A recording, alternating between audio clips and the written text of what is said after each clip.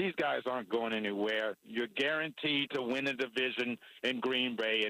And by the way, that frozen tundra myth crap, that's out the window. Nobody cares about that frozen tundra in January and all that crap. It's going out the window. You're going to have the same drama with Aaron Rodgers again. It's the coach's fault.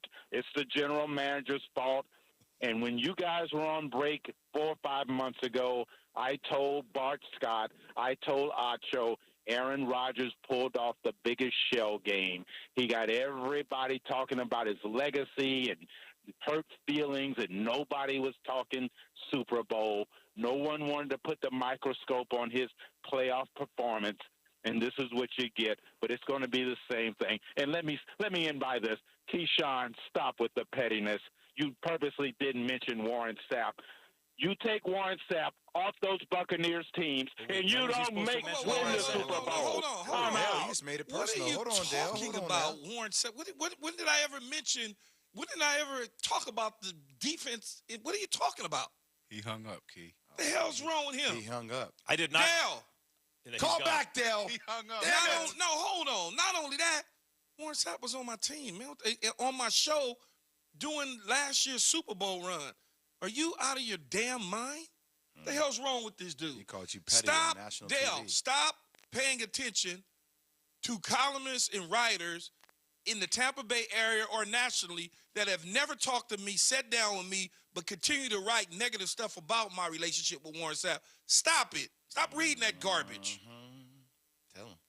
Tarek in California, Rodgers or Brady, who's more likely to return?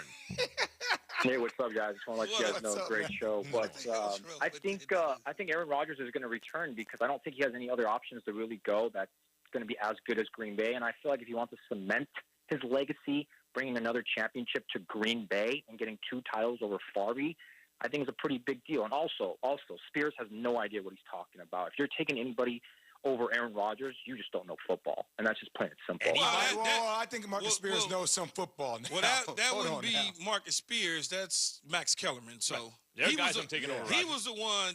Well, of course you would take Patrick Mahomes. Yeah. It's an even Steven. It's an even Steven. But here's the thing about Mahomes and Rodgers. It is even Steven in terms of what they do. But there's something about Mahomes and the way his team responds. And I understand he has different kind of playmakers, right? Because if you drop Aaron Rodgers in Kansas City with Andy Reid and Eric Bieniemy and that Tyreek Hill, he turned that corner. He had like a jetpack on his back. It could be. It could be. But I still feel like if you drop Mahomes in Green Bay, I don't think they lose in the first round. Yeah, and that may be true. Max and Key, you guys are not. That may be true. We're not talking about his on-foot. Well, I don't know if you are, Max. I'm not talking about his on-field performance. Me I neither. think he's so special. I'm talking about everything else that comes along with But that affects. I think that affects the performance of the team. Let me give you an example. Give me one. So the thing about Wentz in 2017, he was great. I thought he was on his way to winning MVP that year, right? When he got hurt. Nick Foles took over, won the Super Bowl, won the playoffs, won the Super Bowl. The next season, I didn't think Carson Wentz was great, and furthermore, I thought the team didn't respond to him great. They were 5-6. Foles gets back. They respond differently. They catch fire. The team caught fire. Jalen Hurts, when he got at a certain point, I was off Wentz because I saw the team's reaction to him. Differently. The Packers. I'm not saying the Packers aren't good with Aaron Rodgers. Aaron Rodgers is great, but there's some dudes who energize it differently. It's the same thing as coaches. If Sean Payton was on the Dallas Cowboys wouldn't have got bounced in the first round because coaches respond differently. People respond to players and coaches differently. That's just how it is. I just can't wait to hear players when they retire if they speak their mind about how it was to be with Aaron Rodgers. Like I want to hear players account for how they feel about him. I think for the most part, Jay, I think for the most part they would. Yes. Yeah, I think agree. for the most part, everybody likes Aaron Rodgers. It just makes you think, though. It makes you think about how his teammates feel. There are 100 guys on a football team. Some people are not going to like it. It's just the way it is, right? Yeah, I wasn't liked. By and large. That's why all my by teammates. Dale in North Carolina. That's why all my teammates come on the show and have fun with me because they didn't like me. Are you Dale? I don't know why you thought that about. So salty. Sometimes, but you know what? Sometimes people will go at, like even me, Jay. I'm sure it happens to you on social media or something. Oh, you purposely ignored this person, and you're like, what the no, hell are you talking about? because they have it in mind Brad made up. Johnson in the quarterback, and Derek Brooks with the interception for a touchdown. Warren Sapp, no, we were not talking about Warren Sapp. Because you didn't give Warren Sapp credit. That's yeah, why. Sapp, you don't get any credit from me. Mm-hmm. You were a bum. Yep. That's what you meant to Joseph say by in that. New York. We got 1 minute, Headlines. Joseph. What do you think? Oh, it's just Vinny in New York. Vinny in New York. Vinny in New York, eh? Yeah, hey, guys. Hey, appreciate your show. Hey, just wanted to ask a question. Why does Sean Payton get a pass for all his playoff performances? You had said that they would have won if he was a Dallas coach, but he just got bounced by Minnesota at home a couple years ago, and he hasn't always been strong in the playoffs, even though he's been a good regular season coach. To be honest with you, Vinny, I don't know how often you listen to the show or if you listened to it in the past. I've given Sean the business for losing in the playoffs and not finishing the deal. I have no problem, but it's a little bit different when it comes to certain coaches that have done it versus players.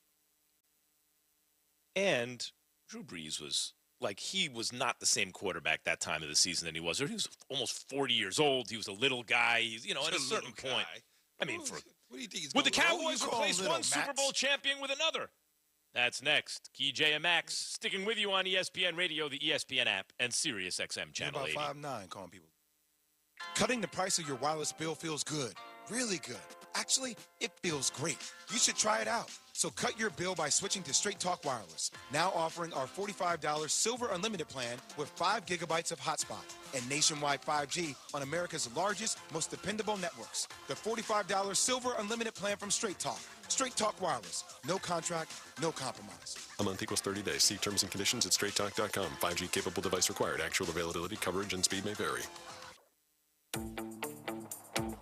From installing a smart garage door opener, to installing a bathroom faucet, to removing a tree, the Home Depot believes you can do anything, especially the things we have how-to guides for.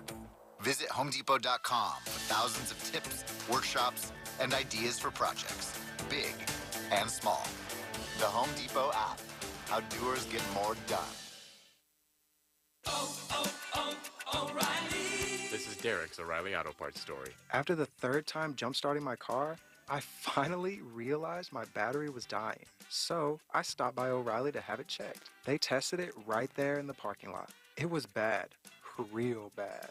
But they helped me find the right battery for my car and even installed it for free. Now my car starts like new. O'Reilly Auto Parts. ESPN Northwest Florida. Somebody calls in and wants to know about their team, and I can't get mad because that's what we care about. This is a sports show, and I'm balancing it because I know people want escapes. They have to have them from what's up and down the dial, and I hope we can provide a little bit of everything here. But yeah, it's perfectly normal to want to talk about college football. The leader in sports radio is 104.3 ESPN Northwest Florida. Good Tuesday morning. Low pressure coming in for the west. Looks like we'll see some rain today in the mid-50s and a northwest wind becoming northeast 10 to 15. Mostly cloudy tonight, chance of a shower 40 to 45. Wednesday mostly sunny 55 to 60, and it'll be around 60 Thursday with sunshine. This weather forecast has been brought to you by All About Garage Doors, your garage door repair specialist. For 104.3 ESPN Northwest Florida, I'm meteorologist Tim Root. At Slim Chickens, craft means something. Craft means bacon. And oh so crispy. Craft means a good cayenne kick. And all-natural buttermilk marinated, made fresh, perfectly fried chicken. All served on toasted brioche buns. At Slim Chickens, craft means quality. And for a limited time, try our new Memphis-style barbecue chicken sandwich. Try Slim's Craft Sandwiches today. Slim Chickens. Here at Panama City Toyota, we love things that last. Of course, it starts with beautiful, reliable Toyota cars and trucks. It continues with every customer relationship, across generations and hundreds of thousands of miles. And now, we're proud to offer something you can count on year after year after year. A free lifetime warranty that covers your drivetrain and powertrain. If you shop with us, we'll be here for you. Because peace of mind should last throughout your entire journey. Hi folks, it's Tracy with Tracy's Fine Jewelry. Did you know that we have a master jeweler right here in the store? That's right, he has over 30 years experience in the art of repairing jewelry. Most repairs are done within 2 business days, so don't send your jewelry off for 6 weeks. Bring it to us at Tracy's Fine Jewelry. We size rings and solder chains. We can reset your diamond into new settings and even custom design. You'll get your jewelry back quickly and looking as good as new. Tracy's Fine Jewelry, Bay County's trusted jeweler for over 45 years. Hi, this is Coach James Hale, here to tell you about the best car wash on the beach. Blue Sky Express Car Wash. Number one, they're locally owned. You know Matt and his employees will do a great job. Number two, Blue Sky Car Wash recycles their water. Number three, they have the latest technology available. It does an incredible job on your vehicle. Blue Sky Express Car Wash on Back Beach Road is right near Home Depot. Tell them Coach Hill sent you.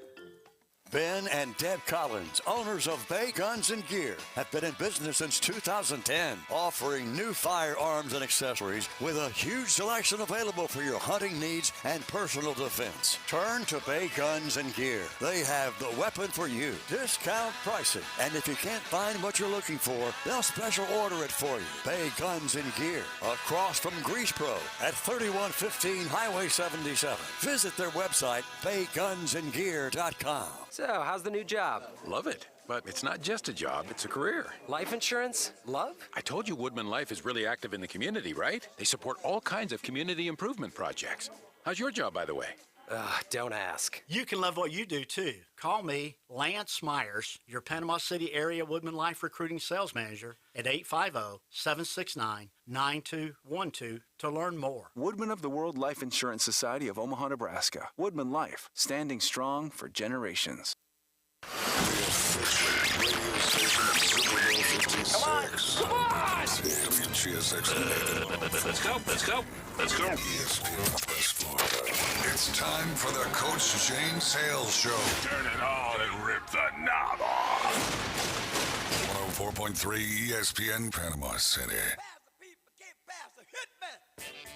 And good morning, Bay County, on a wet and rainy and still kind of cold morning here. I keep getting told this is Florida. I don't believe it.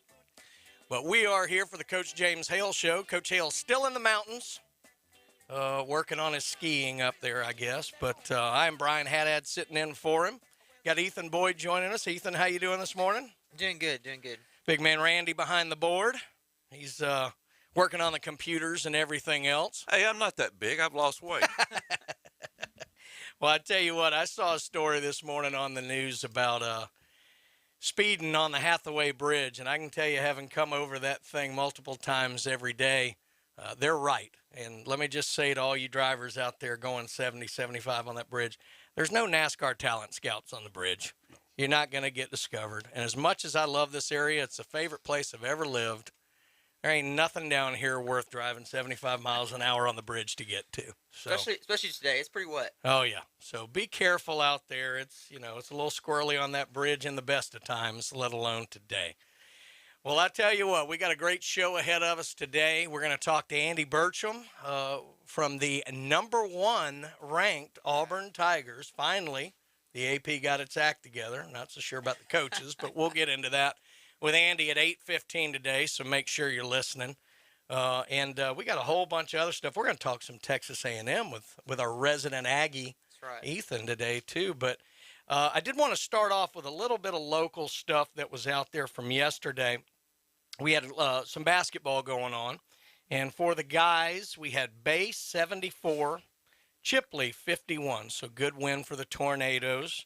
And then North Bay Haven, who's really got it going this year, 102, New Destin High School, 74. A lot of points for a high school game. It seems high.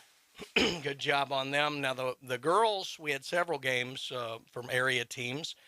Paxton got the better of Walton, 49-12. You get some kind of lopsided scores on the girls' side, it seems like sometimes.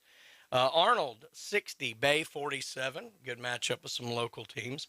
Graceville was 46, Mariana 35, and then Holmes County 74, Freeport 48. So basketball's heating up. We're going to have a whole lot of games, over the next couple of weeks as we get ready for state series and playoffs and everything like that. So good luck to all the basketball players out there. Again, we talked about Mosley, excuse me, being named county champions over the weekend in wrestling. We talked about that yesterday. So good deal there. Well, Ethan, you're joining us today, and we talked a lot of NFL yesterday. And, of course, we had 4 phenomenal playoff games. But the last one was one of the best games I think a lot of us had ever seen. And one of the talking points coming out of that game was the overtime rule. A lot of people didn't like the fact that Buffalo did not get a chance to answer. Yeah. And kind of wanted to go through that and kind of get your take and maybe debate this out a little bit. Now, just to lay the groundwork for people, the NFL has a sudden death, overtime. Now, in the past, it was just pure sudden death. Whoever scored first won. Now, I believe 2 years ago, they got rid of it to where you can kick a field goal because they figured, with these NFL kickers, all you had to do was go about 35 yards. Right. So now, if you kick a field goal, the other team gets the ball. If you score a touchdown, the other team does not. Obviously, in college, you get the whole starting from the 25 and then the 2-point conversion craziness, kind of like penalty shootout in soccer. So the question is, and I pose it to you, and then I'll kind of give my thoughts on it. Is the NFL's overtime rules fair and what you would like to see, or would you like to see it change? Man, obviously I feel really, really bad for Josh Allen because I feel like if they would have gotten the ball back in overtime, they could have had a chance to score again, and they were hot. So it could have been so I think that's kind of why you would hate the rule the way it is. Honestly, though, I mean, I do think I kind of agree with their rule, I guess. Obviously I think adding the field goal was good because that, to me, is a little bit unfair. But now, I mean, at the end of the day, defense has to be able to stop somebody. Mm-hmm. And the fact that you can't stop somebody and you just let them drive down and score a touchdown that fast, I mean, I think it shows the better team won. As much as I hate to say that because I do feel for the Bills and I do feel for Josh Allen personally. No, and I actually would hope we might argue on this a little more. I kind of agree. I think the sudden death concept is fine. I do like that they got rid of the field goal part. Yeah. Because to me, what you want to do, and the reason I don't like the college one, a lot of people say it's exciting. Again, I likened it to a penalty shootout in soccer. What I don't like about those two things is they're gimmick parts of the game to me, especially when you get to just the 2-point conversion. Yeah, it's more about, who's better from the 3-yard line. Exactly. And it's kind of like, man, that's not football. Exactly. And it needs to be played out. I wouldn't mind if it was just purely another 15-minute or say a 10-minute overtime. And you just play and whatever the end is. Now, I understand for health and safety of the athletes and all like that. That's why sudden death doesn't bother me. Yeah. I'm with you in the fact that theoretically, assuming you don't have a big return, you got to take the ball 75 yards and put it in the end zone. If you can't stop that, you shouldn't win the game in an overtime setting, in my opinion. I don't think it's an unfair rule. Would I have loved to have seen Josh Allen get another shot? Yeah.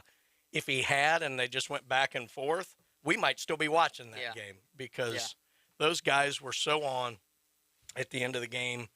It was just unbelievable. But, again, I like the idea of sudden death for safety reasons. I like the fact that they're playing football. Yeah, and everyone keeps saying, a coin flip decided the game. I mean, no. I mean, the defense still went out there. The Chiefs got the ball on their own 25. And like you said, they had to go 75 yards. I mean, half of football is defense. Yep. And they could not stop them. So I really feel it's an accurate situation. If it was college football, they flipped a coin, you start from the 25, and you can kick a field goal to end it in sudden death, then yes, a coin flip would decide the game. Decide the game. But no, I'm with you. But obviously there's been a lot of talk about it. Like I said, the college rule is exciting, but, the whole idea of putting in the 2-point conversions was to cut down on the A&M LSU 7 overtime. Well, we got a 9 overtime game this year. Right. With the 2-point conversions. Alabama and Auburn went 4. I don't know. I mean, I just think that that's a little gimmicky. I've never liked that to decide a game. In much the same way, I've never liked. Now, soccer has an overtime period, and then Right, and that makes sense to me, right? You know, maybe you play it, and then you play 5 minutes, you play 10 minutes, and then you say we're going to go to that. But that's different. At least you gave it a shot. I think starting with something like that, it's not right for the game sometimes. You know what I mean? You feel after watching it, you're like, man, does that really make me the better team? Did the better team really win? Yeah. No, I agree, and it's you know, it's one of those things that I think the situation has pushed the conversation. I don't think a lot of people have a problem with the rule. They just want to see Josh Allen get another shot. Yeah, I think because it was such a good game, right? You know, and you know in the way they lost, it's like, you know, and like how the ending went, both teams went so much back and forth in the last 5 minutes, and it's like, man, like, oh, he just needed the ball one more time. Yeah. And it's so. Well, I mean, 25 points scored in the last minute, 54 of regulation, and again, it wasn't like defensive fall apart. Right. Hill made a great play. Yeah. Davis made a great cut on the first touch. Now the second one, Kansas City's defense was completely discombobulated. They had no idea where to line up. Yeah. And you could see that by the time, you know, Allen snapped the ball. Yeah. It was done. I mean, he knew right away where he was going with that football. Yeah, because they were clearly out of position and did not know where they were going to go. So, but it was a great game, and you know, Dr. Mitchell was in here yesterday. We were talking about, is it the best playoff game ever? And so I'll kind of pose that question to you. And we talked about some older ones, but you know, are there any other games? We had a caller bring up one of the Denver-Cleveland games that I had forgotten about. That was just a phenomenal playoff. Is this the best playoff game you've ever seen? I'm a little bit younger, so I'm going to say yes. But I think also, too, it's because of the back and forth offensively. Yeah. You know what I mean? I think you enjoy – obviously, people enjoy points. People enjoy offense. And I think you got so much late. And there were so many moments at the end there where you were like, oh, you know, Buffalo scored. Like, this is the game. And then it's like, oh, wait. And then they you know, oh, Buffalo has 42 seconds to score. And then they do it. And you're like, all right, game over. And then it's like, then they have 13 seconds. And like, they do it. And just so much of it was like you never thought was going to happen. Well, and, you know, it struck me that maybe 3 years ago, there was consider the game of the year. I think it was the Rams and the Chiefs, which we may get in the Super Bowl this year. In fact, probably the odds-on favorite to be that. Which would be interesting because we went, 50 some odd years with the host team never playing in the Super Bowl. We may have back-to-back this year with Tampa last year and LA this year. But there was a game maybe 3-4 years ago that was, I don't know, it was something like 56-54 or something. Yep. And that game to me seemed like just an offensive showcase. Like the rules were so skewed. Yeah. And like that. This game was different than that. I mean, it was, 26-21. It wasn't just this every time somebody got the ball, they scored. Now, the last minute 54 were. Right. But early on, it was a defensive struggle. Right. Great players making great plays versus, flukes in the system or rules, things that really allow, you couldn't breathe on a wide receiver back then. Or you get, in fact, I mean, if they're going to talk about rules changes in football, I mean, I've got two. Number one, from college football, the Kenny Pickett rule. I mean, obviously that one has to happen, the slide rule. Yeah. But the other one that bothers me is when a wideout and a defensive back are heading down the field. If the wideout makes first contact, as you'll often see when they show the replay, the wideout will hand check the defensive player, and then the defensive player kind of makes a move. It's always called on the DB. Yeah. To me, if the wide receiver makes first contact, game on. Yeah. That's what I believe.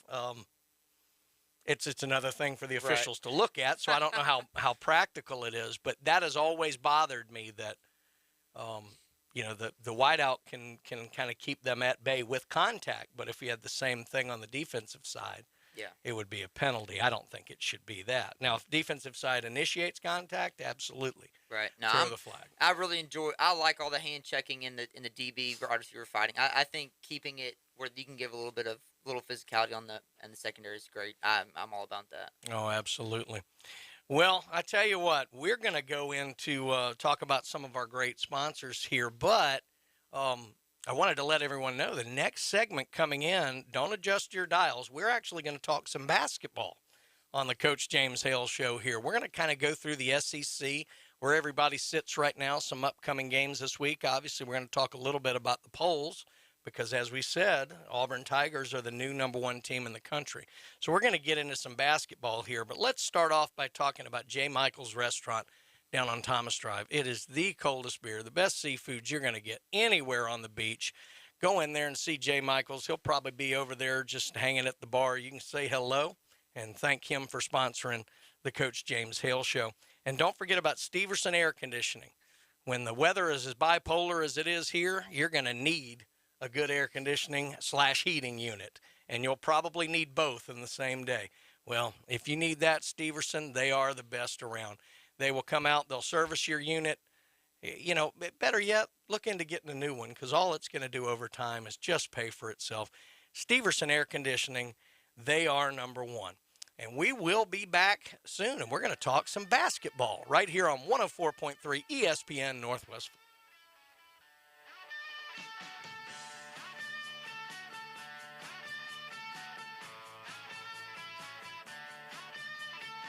Good Tuesday morning. Low pressure coming in for the west. Looks like we'll see some rain today in the mid-50s and a northwest wind becoming northeast 10 to 15. Mostly cloudy tonight, chance of a shower 40 to 45. Wednesday, mostly sunny 55 to 60, and it'll be around 60 Thursday with sunshine. This weather forecast has been brought to you by Mid-South Lumber, best little lumber yard in Panama City and Youngstown. For 104.3 ESPN Northwest Florida, I'm meteorologist Tim Root. ESPN Northwest Florida. The Dan Patrick Show, weekdays from 9 till 11. The Dan Patrick Show. I just felt like, you know, when you're the #1 seed and you go into those kind of games and you're facing somebody who has been, you know, clawing just to get into the postseason, and then you get to Lambeau, and I thought, okay, Green Bay scores right away, and I go, okay, good. They're not going to take their foot off the accelerator. They're in playoff mode. And then that was it. The Dan Patrick Show. 9 to 11 on ESPN Northwest Florida. Los Rancheros has been doing it right for 20 years. Los Rancheros brings a top-shelf dining experience to you with the opening of their beautiful new building. Watch all college and pro games on Los Rancheros' 14 large-screen TVs with great drink specials daily from 2 to 5 and during all the games. Los Rancheros, the place for live sports and great food on 23rd Street between Jenks and Harrison.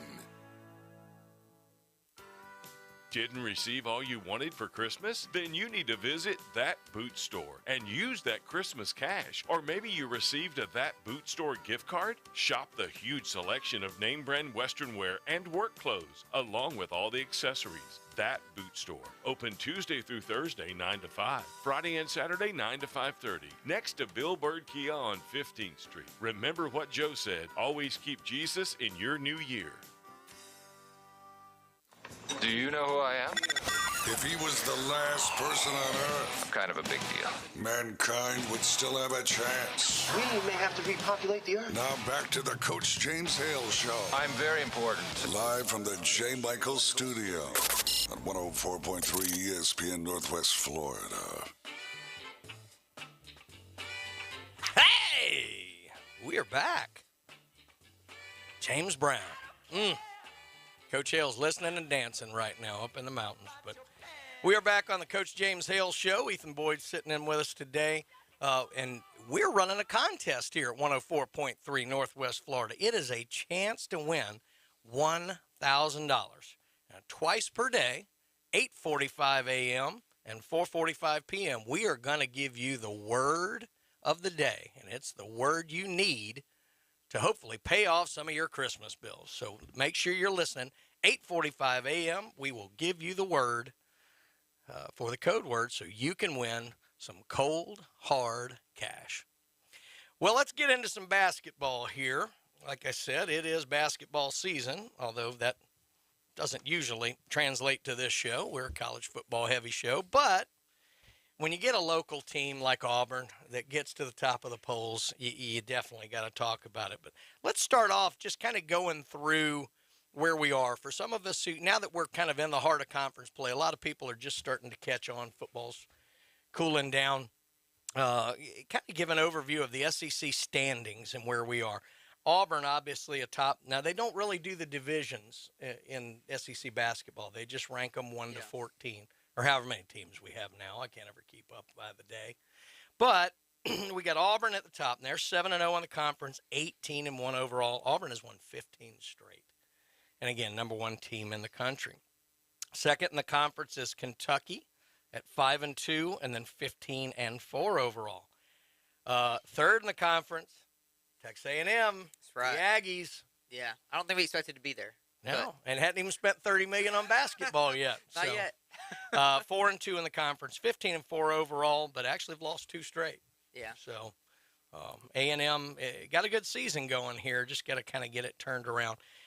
Number 4, my Mississippi State Bulldogs, also 4-2 in the conference, 13-5 overall.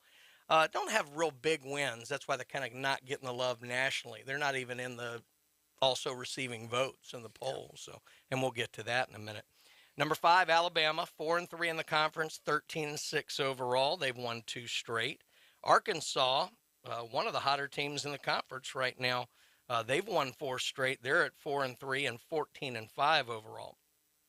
Then you've got Tennessee at 4-3, 13-5 overall. They're 10-0 at home this year, and they've won 2 straight. LSU, good basketball team, but a little rough schedule to start. They're 3-4 in the conference, but they're 15-4 overall. So 12-0 non-conference. They've lost 3 in a row, though. Florida, Gators are struggling. 3-4, 12-7 overall. Just lost yesterday in a bad loss to Ole Miss, who's down toward the bottom. We all know basketball season is just a short way of saying fire Mike White season. We'll get into that with Mark McLeod tomorrow a little bit. South Carolina sitting at 2-4, 11-7 overall. Vanderbilt 2-4, 10-8 overall. I think they've started letting students back at the games there. There was a while where they didn't allow students at the game, but were then selling the student tickets to non-students, which was quite interesting. Hey, they're smarter than us. They know how to make money. Missouri, where Auburn's going to play tonight. We're going to talk to Andy about that later. 2-4, 8-10 overall. Ole Miss, again, next to last in the conference, but coming off a win over the Gators. 2-5 in conference, 10-9 overall. They are 0-3 away from home, and then bringing up the rear, your football national champions, but even with a guy with a resume like Tom Crean, who's been a good coach at big institutions, Georgia is really in trouble. And Tom's on the hot seat. 0-6 in the conference, 5-14 overall for the University of Georgia, and they have lost 8 straight. So I know Georgia has not been traditionally a basketball power. Obviously, back in the days of Hugh Durham, they had some great teams in the 80s, and Dominique Wilkins. I think they went to the Final Four, maybe in 80, 81, somewhere in that range. But even having Anthony Edwards, who was a top 3 or 4 pick a few years ago, Georgia's really struggling. So Tom Crean better get it together, or he's going to be a former Georgia Bulldog coach there. Latest issue of CBS's bracketology has 7 teams getting in. And 1 in the first 4 out. They've got Auburn as a number 1 seed in the Midwest, LSU number 4 in the West, Kentucky number 5 in the East. Now, again, this is projected the way the rest of the season will go. Tennessee number 6 in the East. They got Alabama number 6 in the West. A&M number 12 in the Midwest, Arkansas number 12 in the South. And then they have Florida as one of the first 4 teams out. Now, Mississippi State currently sitting 4th in the conference. Now, they've got a lot of big conference games ahead. Yeah. I guess they're projecting them to drop a bunch of those. They don't have a lot of big Q1 wins, things like that. So they don't have Mississippi State even in that range, which is a little surprising to me. But again, these are all projections. Now, the AP Top 25, again, this just got released yesterday. For the first time in school history, Auburn has reached number 1 in the AP Top 25 poll. They took 45 of the 61 first-place votes, 1,504 overall points. Gonzaga is sitting at number 2 with 15 first-place votes, 1,475. So Auburn took a decisive jump over Gonzaga. Arizona sitting at number 3. They got the remaining 1 first-place vote. They're 16-1. Then you've got Baylor and Kansas rounding out the top 5. Now, looking down the list, other SEC schools in the AP top 25, you have Kentucky sitting at number 12. You have Tennessee at number 18. LSU is at number 19. Alabama is one of the others receiving votes, basically at 27 if you were to take it on further. And then they just locally, they have Florida State sitting where it would be about number 30 with 50 votes. Now over to the coaches poll, and I'm not sure this one has updated since the weekend. I could be wrong on that, but if not, there's no excuse for this. Yeah. The coaches should know better. Gonzaga, number 1. I don't see it, but No. not with 2 losses. No, and honestly, they really, obviously they're into their conference schedule, which is not very strong at all. Sure. But early on, when they play, because they had some tough games early on, and I get that, but they didn't look that good. They did not look that good in the eye test, if you, in my opinion. I agree with that. I do think they're a team that's gotten better as the season and has they're gone going to be a good team.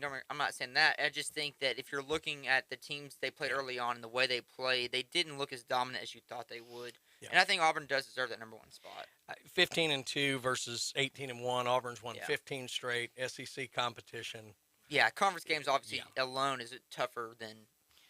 Yeah. So Gonzaga number 1. They had 18 first-place votes in the coaches poll. Auburn just 7 overall votes behind. They had 13 first-place votes. They're number 2. Arizona, again, gets the 1 remaining vote, and they're at 3rd. Baylor and Kansas also round out the top 5. So same top 5, just different order between Gonzaga and Auburn. Now, other SEC and local teams that are considered here. Number 13, they have Kentucky. Number 18, they have LSU, even though they've lost 3 straight. 20, they've got Tennessee. They have Alabama basically at number 26, first one out receiving votes. Into the 30s, they've got Florida State in there. They also have Texas A&M getting votes, and getting 1 vote, UAB, the Blazers. Growing up, I grew up in Mobile, Alabama, and University of South Alabama had some good basketball team. The old Sun Belt Conference. UAB was one of the powers, and Gene Bartow was the coach who had coached out at UCLA as well. And UAB was always good, and we loved nothing better than beating UAB when South Alabama was playing. So it was kind of good to see them getting votes again. But that's kind of the breakdown on where we are with basketball within the conference. Now, we've got some games coming up this week. Now, midweek, I'm not going to get into the Saturday games, but as I mentioned earlier, Ole Miss 70, Florida 54 last night. So not a good start to the week for Mike White and the Gators. Tonight, we've got 3 SEC games, and they're good ones. We got Alabama at Georgia. Georgia trying to get off the 8-game losing skid here. 5:30 p.m. Central, and that's on the SEC Network. Then we've got Auburn at Missouri, 7:30 tonight, also on the SEC Network. We're going to talk to Andy Burcham about that game a little later on. And then Mississippi State at Kentucky. There's still no word on Ty Washington, whether he's going to play or not. They have him listed as day-to-day. There did not appear to be any significant damage done to the ankle. I would imagine it's got to be some level of sprain. So I'd be a little surprised if he played tonight, but we'll have to see. But Mississippi State at Kentucky, 8 p.m., that game will be on ESPN. Then on Wednesday, tomorrow, we've got Florida at Tennessee. So Florida having to come back and play 2 days later and going on the road to Tennessee. That'll be a 5 p.m. game, ESPN 2. Then Vandy at South Carolina, 6 p.m. That'll be on ESPNU. Arkansas is at Ole Miss, coming off their big win over the Gators. That'll be a 6 p.m. game on the SEC Network. And then, Ethan, your Aggies take the trip down to Baton Rouge, down to Red Stick. They need a big win. So. They do. And, LSU, like we said, 3-game losing streak. I mean, that's A&M with a 2. Those 2 teams that need a win. Yeah. That could be a really hard-fought, interesting game. That's an 8 p.m. game on the SEC Network.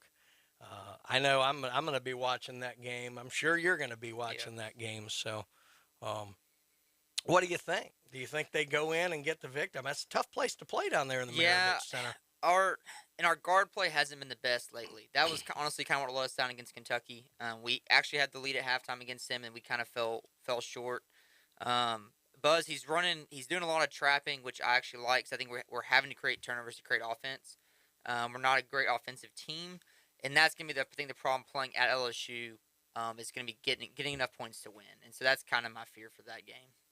No, I think that's right, and we'll give it a look here. But tonight, in addition to watching this game, just turn down the volume, because right here on 104.3 ESPN Northwest Florida, you can listen to Andy Burcham call the Auburn Tigers and Missouri Tigers.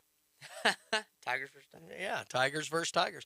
You can listen to that coverage, I believe, starts at 7 p.m. tonight, if I'm not mistaken. So you can listen to that right here on 104.3 ESPN Northwest Florida. You know what else you need to do? You need to get out and see Jason Kovaleski over there at Max Fit Sports Nutrition.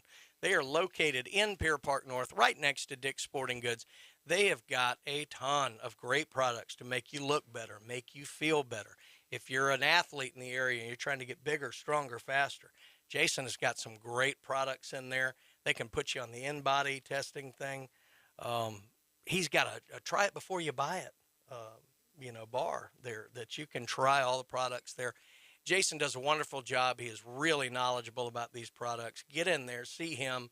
You will feel better. You will look better. You'll jump higher. You'll run faster. Even if you're old and decrepit like me, you can get it done with Max Fit Sports Nutrition. And then Dr. Ward, dermatology specialist of Florida. He's got 7 offices all across the Panhandle. If you can hear us on your radio, he's got an office near you. Get out and see him. 1 in 5 will develop skin cancer in their lifetime. Make sure you get in, get it checked out. You don't want to wait too late. So call Dr. Ward and get checked out. When we come back, we're going to get back into football, because that's what we do here on the Coach James Hale Show, 104.3 ESPN Northwest Florida.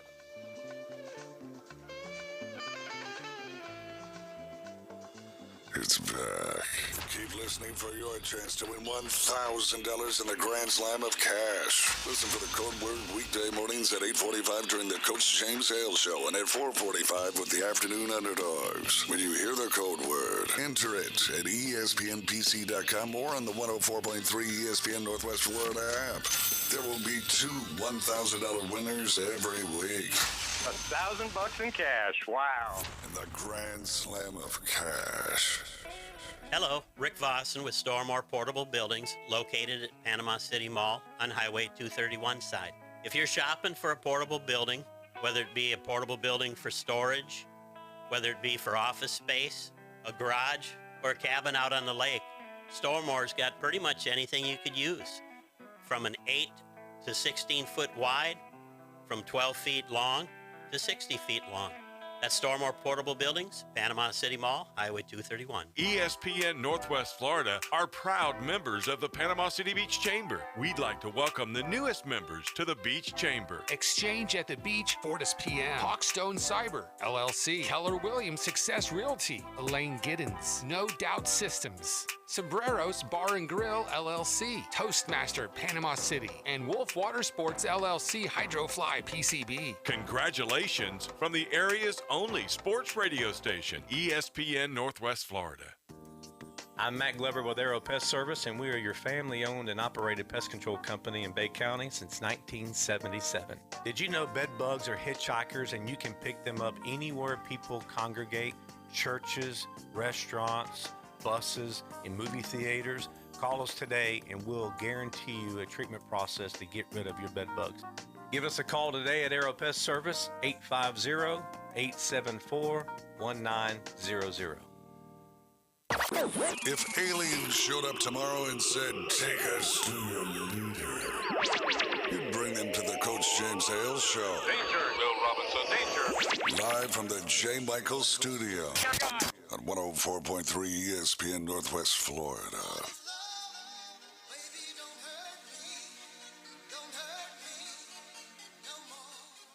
For just watching us here on Facebook or YouTube, you can just see the head bobbing going on to that song. It's one of Coach Hale's favorites, and we're playing that for him this morning. And don't forget that we here at 104.3 ESPN Northwest Florida, we are your exclusive radio headquarters for Super Bowl 56. You can listen live in ultra high fidelity, a rich audio experience you can only get right here on 104.3 ESPN Northwest Florida. The biggest news to come out of college football, Ethan, it's over. Their turnover chain is being retired, supposedly. We'll see. Yeah, we will see. This story kind of came out. It caught my attention because obviously it wasn't the first. It's probably the most popular. Yeah. But, whether it's the spiked dog pads or the Alabama's got the title belt or everybody's got different levels of chains. The turnover chain at Miami. It's kind of the most noticeable one at first. You know what I mean? Absolutely. It was a big thing. It's pure Miami. Yeah. It's gaudy, over the top, and blinged out, and it was perfect for Miami. But supposedly, according to a recruit, Miami's of course got a new coaching staff, and their new offensive line coach told this recruit, quote, "We got rid of the turnover chains and stuff like that. We're here to play football." So down to business now. I guess time will only tell whether the turnover chain has seen its last days. But anyway, I thought I'd put that out there. Now, what I wanted to get into, I saw something interesting on ESPN. Now, Pro Football Focus does their grades, obviously, of all the pro players, but they also do of the college players.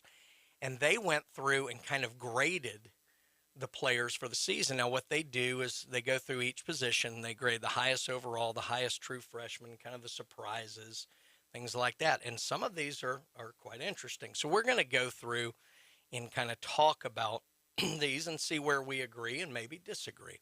So at quarterback, you would think that the highest graded quarterback would be the one who won the Heisman Trophy, right? Yeah. Well, you would be wrong, just like I was. Highest graded overall, C.J. Stroud, Ohio State. Now, he had a great season. And, perhaps what Stroud did in the Rose Bowl and Bryce Young's struggles in the playoff, maybe that factored into this. But he ended up with an 89-plus Pro Football Focus grade in 5 of his last 9 starts, and he had the highest rate of accuracy in that span. So C.J. Stroud, highest graded overall quarterback for the year. Now, the highest graded true freshman, this is not a surprise, Caleb Williams at Oklahoma. Yeah. Now, he didn't play the whole season, obviously. Spencer Rattler, the preseason Heisman favorite, started the year. Williams kind of came in maybe about a third of the way through the year and kind of turned the season for Oklahoma. And if you believe everything you see, he's probably going to end up at USC out there with Lincoln Riley. And if he does, watch out, because they've added a lot of talent to that USC team. I mean, obviously he had, he came in the second half against Texas and had, 300-plus yards in just a half of football. Yeah. And then obviously I think with the C.J. Stroud thing, I think, you looked at Michigan State, he threw, 6 touchdowns in the first half alone. So 10 minutes, it seemed like, So, you're looking at stats. I think that's probably where a lot of this grading comes to, is heavy on the stat side, if I had to guess. I think that's right. Biggest surprise. This isn't a surprise. Kenny Pickett from Pittsburgh, because if you look at it, he had a wonderful season, very accurate, didn't make a lot of mistakes, but nobody was talking about Kenny Pickett at the beginning of the year. Yeah. Perhaps they should have been, but I think that's right, and they obviously have him listed in there. So quarterback, I guess it makes sense when you think about it. It was a little shocking not to see the Heisman winner there, but that's the way it goes. Now, running back, another kind of surprise. Now, again, I think Bijan Robinson's the best running back in the country, but he didn't play the whole year at Texas. So running back, they have highest graded overall Deuce Vaughn, who's kind of an all-everything. I was going to say, he was like the All-American, like the flex guy, right? Yeah. Like he didn't really have a position. Yeah, athlete, whatever they call out, all-purpose. Yeah. And so clearly he had a great year, but it's kind of kind of surprising. Again, it's not a big name you would think off any big schools. Kansas State, not traditional power every year. We got to see him, playing against LSU's 8th string in the Texas Bowl. Now think about this though. Between his work as a rusher and receiver, the 5'6" back, 5'6". No wonder he's so good. Nobody can find him. Tiny. Yeah. I mean, golly, I'm taller than 5'6". But he was responsible, this is amazing, for 59 plays that resulted in a gain of 10 or more yards. And he had a lot of touchdowns, too. Didn't he have? He did. I can't remember what this stat was, but yeah, I remember he had a bunch of touchdowns as well. Yeah, he's something else. So he was the most valuable running back in the country, according to Pro Football Focus. Now, the highest graded true freshman, again, no shock here, Travion Henderson at Ohio State. He was the top-ranked recruit coming in, and he certainly lived up to it. And what's amazing about that is look at Stroud, look at their receivers. And for Henderson to get enough touches to actually do what he did this year was surprising. Yeah. Because they were very good. He's going to get a lot of touches next year. Yes, he will. The biggest surprise, Abram Smith at Baylor. Baylor obviously known for its defense this year, but they were solid with the football, and Smith was kind of a nice surprise for them running the ball. I think, and I could be wrong, I think he was the one that was a linebacker 2 years ago that may be right. Dave converted from linebacker to running back. He did. You're exactly right. Now, what's crazy about that is Aranda's a defensive guy. You wouldn't think he'd give up a linebacker. Yeah, but no, I remember I'm from Waco, so my dad's big. He always texts me other stuff, and so it's kind of crazy to think how good of a year they had this year. I think Aranda did as good a job as anybody in the country this year. I don't think that's questionable. Now, wide receiver, this is a little surprising, not if you watch the Rose Bowl, but Jackson Smith and Jigba, highest graded overall. He was Ohio State's number 3. Yeah. Now, he's also the guy who sent Jamison Williams to Alabama, so thank you very much. But, I know and the Rose Bowl obviously helped him. Yeah. And Olave and Garrett Wilson did not play in that game, but I'm not sure he was better than those guys. He may have ended better, but they had him as the highest graded overall player. That's a little surprising. Very shocking, especially with all the big names around the country as well. Well, yeah. I mean, you had Williams, you had the Ohio State, you had Jordan Addison, you had Drake. Now, Drake London was injured most of the year out at USC. The kid at Pitt. Yeah, that's Addison. Yeah. He's coming back. Yeah. So it'll be interesting. Highest graded true freshman, Xavier Worthy at Texas. Again, a lot of talent at Texas. They can all get it together. Then, Sark's got a pretty good gig going on there, but they got some work to do. That's for sure. They need to start winning now because when they get to the SEC, it's going to be a lot tougher. And then the biggest surprise, Devin Tompkins of Utah State. And Blake Anderson did a great job out there first year. And is it Alabama they open with? I'm not 100. I think that's right. I think Utah State opens with Alabama. So watch out until kickoff. At tight end, the highest graded overall, and he's the one they're projecting to be the top pick for tight ends. They have Trey McBride, Colorado State. Now, before all you Georgia fans go crazy, remember they have a true freshman category, so we'll wait just a little bit. But McBride did have a great season for a team that really wasn't that great. So and he even going to the offseason, he was always projected as number 1 tight end. Like he's been all over everyone's radar for the entire year. He's the only tight end I saw rated higher in the draft than Weidemeyer, who I think is a tremendous talent. In fact, his 95 receiving grade was second only to Kyle Pitts since Pro Football Focus has been doing this. So highest graded true freshman, the biggest no-brainer there is Brock Bowers, Georgia. Guy is almost unstoppable. I mean, it's a man amongst boys. And to have the hands he has that young and at that size, you put a ball anywhere near him, he's coming down with it. And then he's a bull to bring down. So that one is an absolute no-brainer. And then the biggest surprise, Austin Allen at Nebraska. Now we're going to see. He's going to have a new quarterback this year. See how that goes there. But he absolutely did a great job. Now at tackle, I think it's really not surprising. We talked yesterday, Osiris Torrance, who's transferred from Louisiana to Florida, has been listed on the way too early All-American team. Highest graded overall offensive tackle, Max Mitchell, also University of Louisiana. A lot of the reason Billy Napier been getting all the looks is his player development. So, good on him. The highest graded true freshman there was Joe Alt of Notre Dame, and the surprise Cooper Beebe of Kansas State. And Kansas State had some good players this year. At guard, highest rated overall, William Dunkel, San Diego State. They had a good season this year. He earned a 98.8 run blocking grade. That is unbelievable to get that out of Pro Football Focus. True freshman was Connor Colby. And then the biggest surprise, Caleb Chandler out of Randy's, Louisville. And then at center, Tyler Linderbaum out of Iowa. No shock that you get a good center. Yeah, and he's also supposed to be a high draft pick. I mean, he was the All-American and all that stuff. You expect corn-fed guys to be on the line, and that makes perfect sense. Now, highest-graded true freshman, here we go. Bryce Foster, Texas A&M Aggies. And then the biggest surprise was Brett Nealon from USC. Well, we need to go to break here, but I'm going to get back to this as we go. But we're going to come back here soon, and we're going to talk a little bit more of this, and we're also going to talk Texas A&M and why they may not have the greatest recruiting class in history now. But I'm gonna mess with Ethan about that in the next segment. But right now, we've got to talk about Blue Sky Express Car Wash. They may not be real busy today, but after today, they're definitely going to be busy. But you want to get in there. They can get your car looking showroom new. They've got the best equipment. They recycle their water.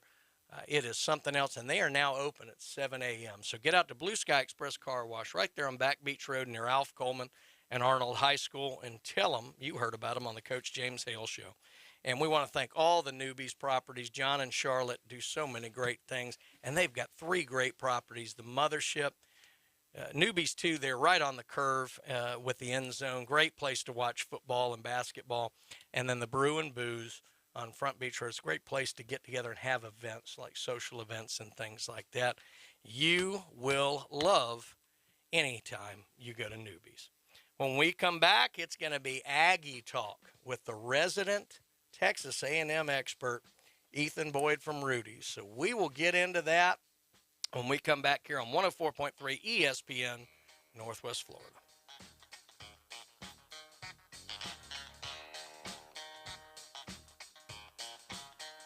Good Tuesday morning. Low pressure coming in for the west. Looks like we'll see some rain today in the mid-50s and a northwest wind becoming northeast 10 to 15. Mostly cloudy tonight, chance of a shower 40 to 45. Wednesday mostly sunny 55 to 60, and it'll be around 60 Thursday with sunshine. This weather forecast has been brought to you by All About Garage Doors, your garage door repair specialist. For 104.3 ESPN Northwest Florida, I'm meteorologist Tim Root. ESPN Northwest Florida. War Eagle. Auburn basketball returns to the Auburn Sports Network. For the two-hand slam. Stuffs it home for the circle. Smith, bring it. Tuesday, the Tigers are back on the road at Missouri. For three. Yes. Steps into a three. Bang. He's feeling it. Rebound stuff by Cardwell. Coverage begins at 7 Central on your home for the Auburn Sports Network. ESPN Northwest Florida. If you're running an online business and you don't feel you're getting enough new customers every day, then I want you to claim a free copy of my new book right away. Inside this book, you'll find everything you need to get more new customers consistently using my proven and powerful E5 method. Hi, my name is Todd Brown, and for the past 2 decades, I've been showing entrepreneurs, from complete beginners to millionaire business owners, how to rapidly fill any business with new customers using a method called the E5 Customer Acquisition Protocol. I've just packaged it into a brand new book, and I'm going to send you a copy today, absolutely free. I promise this book will forever end any struggles you have getting new customers to buy from you daily. But hurry, only a limited number of free copies are available. Text the keyword E5 Method to 63566. Text E5 Method to 63566. One more time, text the keyword E5 Method to 63566. Welcome to It's the Coach James Hale Show. But I believe diversity is an old wooden ship that was used during the Civil War era. Live from the J. Michael Studio, 104.3 ESPN Northwest Florida.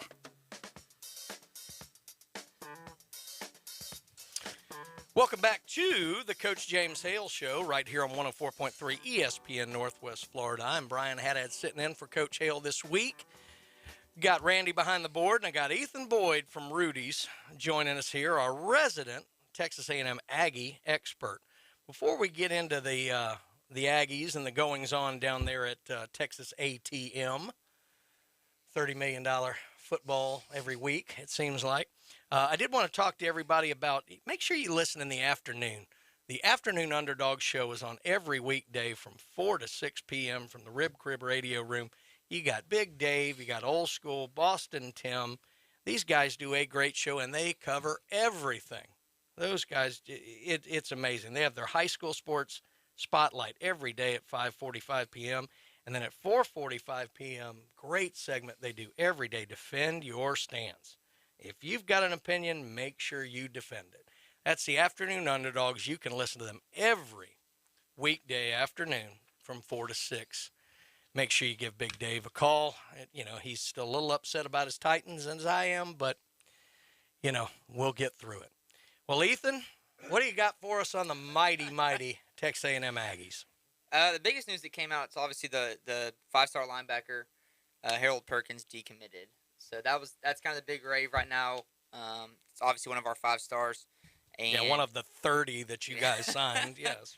So he decommitted. He says he's gonna announce February 2nd. So we're kind of hoping, you never know what can happen. But honestly, I don't think it's looking good. He still has a visit to LSU this weekend, but I really think he's going to Florida. He went down there. Yeah, wow. He went down there. And if you listen to his comments, everything he says is about how much he did a visit with the old regime, and then he did a visit with Billy Napier. And he has said since he went down there, since Billy's taken over, he said he just feels way different. And I'm leaning towards him going there. Everyone else says LSU. He is from New Orleans, so everyone keeps saying he's going to go home. He's going to go home, and he might, but I have a feeling Billy Napier might be able to steal him to Florida. Yeah, and I guess that makes sense now that I think, because Florida, I knew he was from Louisiana, and I knew LSU was, but I didn't even consider that Napier's probably been recruiting him for 4 years. Yeah. Down there. So yeah, and Billy's doing the job. Yeah, and he's developing people, developing players, which to me is a big deal.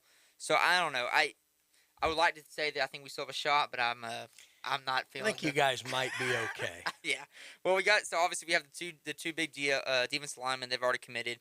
And the other one is Shamar Stewart. He's the top recruit out of Florida. He still hasn't announced yet. He's waiting until signing day. And so everyone keeps saying they think we're going to get him. I mean, obviously Florida's in the mix. Miami's in the mix. He's got, 30 official scholarship offers. So he's got a lot of places to go. So he's kind of the big one that everyone's keep hoping we get. And then Jacoby Matthews, safety, is the third one that we want to get. I think he's going to LSU. He's from LSU. But he'd be a big-time safety net, and we can always use more safety help, especially in the way the game's played nowadays. You can never have enough help over the top. No, 100%. Right. So recruiting-wise, that's kind of where we're at. Obviously, like you said, great recruits. They just started winter workouts this week, so we have all the quarterbacks are back, so we got a loaded room there. So they're starting to kind of get everything going. We had 12 of the early enrollees that are there right now doing winter workouts from the signings. So it's just kind of right. That's kind of where they're at. We got the staff. They got the defensive staff all squared away. DJ Durkin's in. Good thing is we didn't lose any. Elko didn't end up taking any position coaches with them on the defensive side. So it's going to be all the same guys. We give a few raises to a few people, some different titles to keep people happy. But for the defensive side, all position coaches are the exact same as last year. And then I thought I read that maybe this wasn't A&M. I was thinking it was A&M that who was it? Adazio was coming in as the offensive line coach. Yes. He was former head coach at Boston College, I believe, right? Yep. Boston College, Temple, and Colorado State. Yeah. And then he was Colorado State was where he was just coming from, right? Yeah. And he was the offensive coordinator actually for under Meyer at Florida for a little bit. Yeah. And so he's coming as the O-line coach. He's going to replace John Henson, who actually is going to be the offensive coordinator at USC. Wow. So Lincoln Riley hired him. So that's our offensive change. And then defensive-wise, really just Durkin at the top, but everything else stayed the same. So they, obviously a lot of it's going to be based on they recruit well. And so now we just got to develop players. Yeah. And that's the biggest fear for me is we've gotten 5 stars before. And I think this is the same problem with Sumlin, was that he was recruiting well, but he never got wins out of it. Never made players better. And that's, to me, that great coaches do. I mean, Nick Saban, and he'll take a 3-star or even 5 stars, but they get better while they're in college. Yeah. And that's, to me, that's the question Sumlin mark. could certainly recruit skill position. I mean, he was as good as anybody. Yeah, and And that was like the big thing when he first came in was, oh, look at all these great recruits. But it didn't translate to wins. And that's, to me, a coaching problem. The hardest thing, and I think A&M's going to recognize this now with, I mean, and they've had good classes, but this is a otherworldly class. Right. The problem that Jimbo and the staff's going to have is that they still only put 11 on the field at a time. Yeah. And you start running out of spots there. But I think Durkin's a great pickup. I mean, and I love that he's not at Ole Miss anymore because he was doing a good job there, and I don't want them to do well, having gone to Mississippi State. But no, Durkin does an excellent job, and I think he'll kind of fit in seamlessly. I don't think there'll be a big transition there. Elko was great, but you got a guy with SEC West experience right away. Well, and that was the one thing they said, like when they were looking at all the candidates, almost every single candidate was from the SEC, and most were even from the West. Yeah. And, I mean, they were mentioning Arkansas. I mean, they were mentioning all these guys. And so that was the good thing is that Jimbo clearly, he knew what he needed, who he needed to get or what kind of coach he needed to get. And our AD we just got from Ole Miss as well. So I think that was kind of the connection too. Was that Bjork? Yeah. Ross Bjork? Yeah, he came from Ole Miss. So, but no, it's time to get into the weight room and start all the training and be ready for spring ball. So it's exciting. Exciting times for out there. A lot of competition, a lot of positions, which I think everyone's going to be looking at that quarterback room the most. Well, that was going to be my next question, and what I want to pose to you, maybe your thoughts or what you're hearing or a little of both. Man, is it Max Johnson? Is it Haynes King? You would imagine it's Haynes King to start with. Yeah. But who's the guy? Everyone says Haynes King. Yeah. Everyone says it. Obviously, we have the incoming freshman who's really a big name in Connor Wegman. I'm actually putting my chips on Max Johnson. You would think he wouldn't go there if he didn't feel like he had at least a 50-50 shot at that job. To me, I think experience is going to end up playing out into this. And he's read SEC defenses before live. Haynes King, yes, he played last year. He played for a game and a half. Yeah. And he didn't look all world against two directional schools when we played him. I mean, even against Colorado, I don't get me wrong, the Pac-12 school, but Colorado wasn't end up being a great of a team. No. We looked pretty horrible in the first half when he was in the game. So I really think it's Max Johnson's. He'll end up taking it over, but we'll end up seeing. Wow. Then the question becomes, what does Haynes King do? Yeah.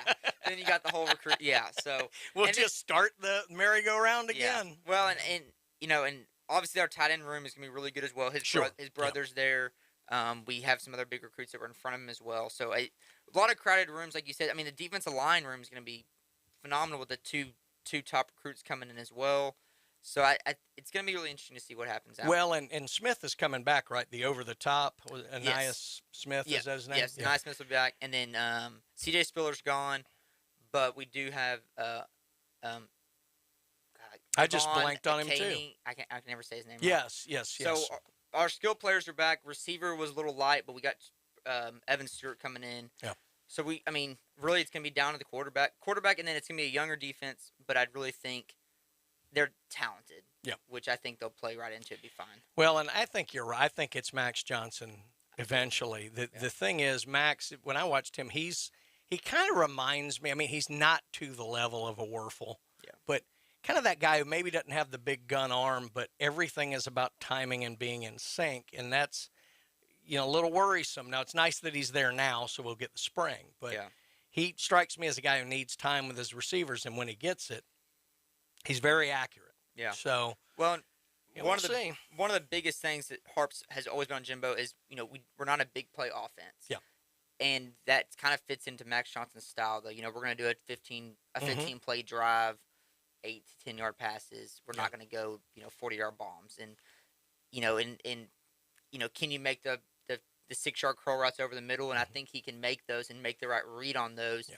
Haynes King, I think, is going to be more of an explosive style. Yeah. So it may be if the offense translates that way, then obviously I think King would have the edge. Yeah. But that's not really the way Jimbo plays it. It's time possession. It's running the football. And so it is, but, and say what you want about Jimbo, and many people in this area have plenty to say about Jimbo Fisher, but he is very innovative in what he draws up. And like you said, it's not all – everybody thinks innovative is the 80-yard touchdown pass. It's not. He's got a lot of great routes, and, different things that he's got that are just good possession routes. Yeah. And he's real creative in what he draws up. And we saw that a lot in the Alabama game, certainly. Yeah. But, it's going to be interesting. I mean, I don't think it's all on the line this year. Now, he doesn't need to go 6-6. No. But, he gets a 9-3 even. I think he's all right. 8-4, you'll get some murmuring. But 2 years from now, that's the year. Yeah. Jimbo can't compete for winning the West at that point. Them oil men might start to get a little antsy. But they got plenty of money to pay out some guarantees. Let me put it that way. Well, they certainly do. But that has been our Texas A&M update from Ethan Boyd over at Rudy's. And speaking of Rudy's, tell us what's going on out there at Rudy's. Man, right, doing the off-season business. So we got tacos going, breakfast, lunch, dinner, and obviously right now we got group meals for work stuff. So you can get pretty much a box lunch for 10 or 15, 20 people, and we'll deliver that out to your workplace or the doctor's office or whatever. And so, but we're just doing the same old brisket and turkey, man, and selling some breakfast tacos on the side. The only thing better than going and getting barbecue is having barbecue brought to you. That is something else, and it is fantastic. You will love it. Well, some of our other sponsors here, we had him in yesterday, the man, the myth, the legend, Dr. Chad Mitchell. He did a wonderful job with us yesterday, and if you've got any kind of injury, get out to see Chad, Southern Orthopedic Specialist. He's been helping the athletes of Bay County for over 20 years. And don't forget about Buffalo Rock. They've done so much to help sports in this area, and they have some great products. Dr. Pepper Zero Sugar, they got all kind of great stuff. Buffalo Rock, they are number one. When we come back, it's that favorite time of the day, the Alabama Update, right here on 104.3 ESPN Northwest Florida.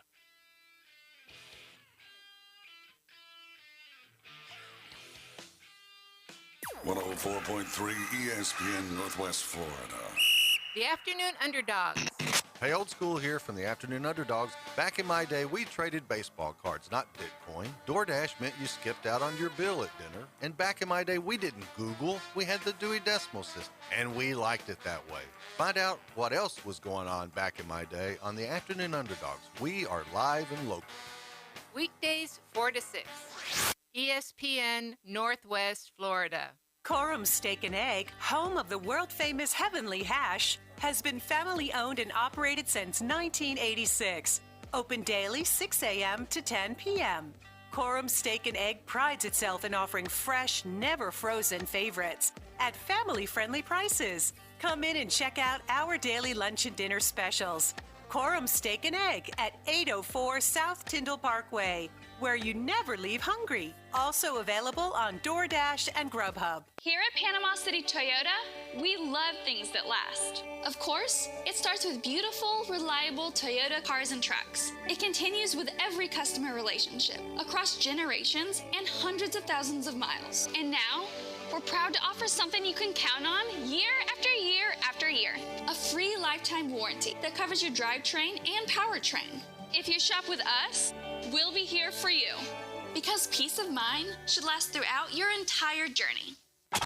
This is where history is made. Powered by Pepsi. WGSX in Haven, Panama City.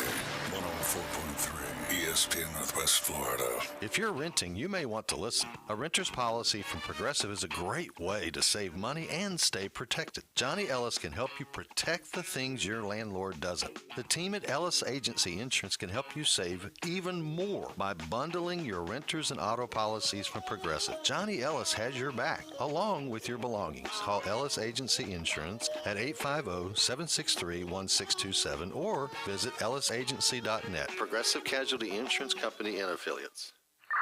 Put down your natural light. It's time for the Alabama Update. The Alabama Update, weekday mornings at 8. On the Coach James Hale Show at 104.3 ESPN Northwest Florida. Roll Tide Roll. That's for you, Coach Hale. We hope you're having a good time up there. The Alabama Update every day at 8 a.m. I'm sure the haters are frantically dialing their phones right now to interrupt this, but I've got some different stuff we're going to go over here in the Alabama update. We'll start with some of the basics, and then we'll get into some finances, because there's nothing better than finance talk on the radio. But the odds, of course, everybody's already talking about 2022. We barely got the 2021 season done. We're into 2022. But here are what the FanDuel odds look like out in Vegas. Odds on a national championship. And no surprise, the top pick at plus 200, so 2-1, if you will, Alabama. Not a shock there with everything they've got coming back. Heisman Trophy winner Bryce Young and all the talent on the defense. I think 9 of the 11 starters on defense are coming back. So, well, the transfer portal. Nick Saban's starting to learn how free agency works. Well, we talked about that yesterday. Definitely the best defensive back in Eli Ricks. Definitely the best running back. Maybe the best overall player in the portal in Jahmyr Gibbs. Yeah. And then arguably the best wide receiver in the portal in Jermaine Burton, who's coming from Georgia, which, didn't sit too well with some Georgia alumni, including Mecole Hardman of Kansas City Chiefs. But you know what? Guy got to do what he's got to do to put himself in the best position, and looking he at thinks the next that's level. It. Yeah. I mean, I'm not staying in Georgia if I'm looking at the next level. It makes sense. It makes sense. And it kind of brings up the argument on whether Stetson Bennett coming back is a good thing for Georgia, but I'm sure we'll get into that later. But speaking of Georgia, they're second best odds at plus 350, so 3.5-1 to win. Now, traditionally, your best value bets when you're doing futures bets here, and I wish I could say that I haven't lost my shirt doing these things, are in the kind of 400 to 800 range, and Ohio State's smack right in the middle there at plus 550. Watch out for Ohio State. That's a 5.5-1 bet. And then Clemson comes in at plus 1,000 or 10-1. So those are the only 4 at better than 30-1 in the futures to win the national championship. Not just to make the playoff, but to win the national championship. And I think that's right. Those tend to be the 4 teams everyone's looking at. Yeah. Now the next pick is tied, A&M and Oklahoma, both at plus 3,000, 30-1. Then you have Michigan at plus 4,000, which, boy, they're losing a lot, and they may end up losing their head coach. We'll have to wait and see. But they're 40-1. USC at plus 5,000, 50-1. Now, great value in that if it hits, and I do think USC has got a decent shot at making the playoffs. Winning the thing is different. Right. So I'm not real sure about that. But then they have Oregon at plus 6,000 along with Florida. I still think Florida's got some work to do, and Oregon also has a new coach coming in. They've lost a lot of players to the portal. I mean, it seems like now they picked up Bo Nix, but then sent 2 or 3 guys to Auburn. Yeah. So it'll be interesting, but those are kind of your early odds for your national championship. Some of those wouldn't be bad if you're saying just make the playoffs. Right. I think that winning it is the hardest part. I mean, right. Obviously, I think Bama's the favorite for sure. I mean, Ohio State's probably not a bad bet because of the odds they're given. But I still don't really. I think if you ask me right now, I still think Bama would beat Ohio State. I think Ohio State's your best value in this. Alabama and Georgia are the no-brainers, although Georgia may struggle a little this year. Early, certainly, until that defense kind of they're replacing so many players. I think by the end of the year, that defense will be good. So all they got to do is make sure they're in position to make the playoffs. And if they are, they're going to be in great shape. But you're right. A team like USC would be very short odds to make the playoff, but then really long odds to win the national championship. Kind of the way Oklahoma's always been. Right. So you always think they're going to make it. It's just exactly winning it, different story. Completely different story. Well, speaking kind of we kind of looked at some statistics over the last 15 years in kind of the preseason number 1. Of course, everybody expects Alabama to be the AP preseason number 1 next year. And in the past 15 years, the only AP preseason number 1 who went on to win the national championship was the 2017 Alabama team. If you remember, that's a team that had to sneak their way in and then beat Georgia on the big 2nd and 26 play. So that's the only time the AP preseason number 1 went on to win it all. Now, of the 15 teams that have had that distinction, only 5 even played for the national title. 4 of those were Alabama. Now, only once, though, has that team not made the playoff. Of course, the playoff, it wouldn't be all 15 years. It'd be since, 2014. Yeah. The 2015 Ohio State team was the only one. They had so many players coming back from that national championship team in 14, and they didn't even make the playoffs. They lost a rough game to Michigan State, I think it was that year, and ended up missing the playoffs altogether. So, it'll be interesting. Alabama has done this 7 times in the past 15 years. 6 of those teams lost only 1 regular season game or less.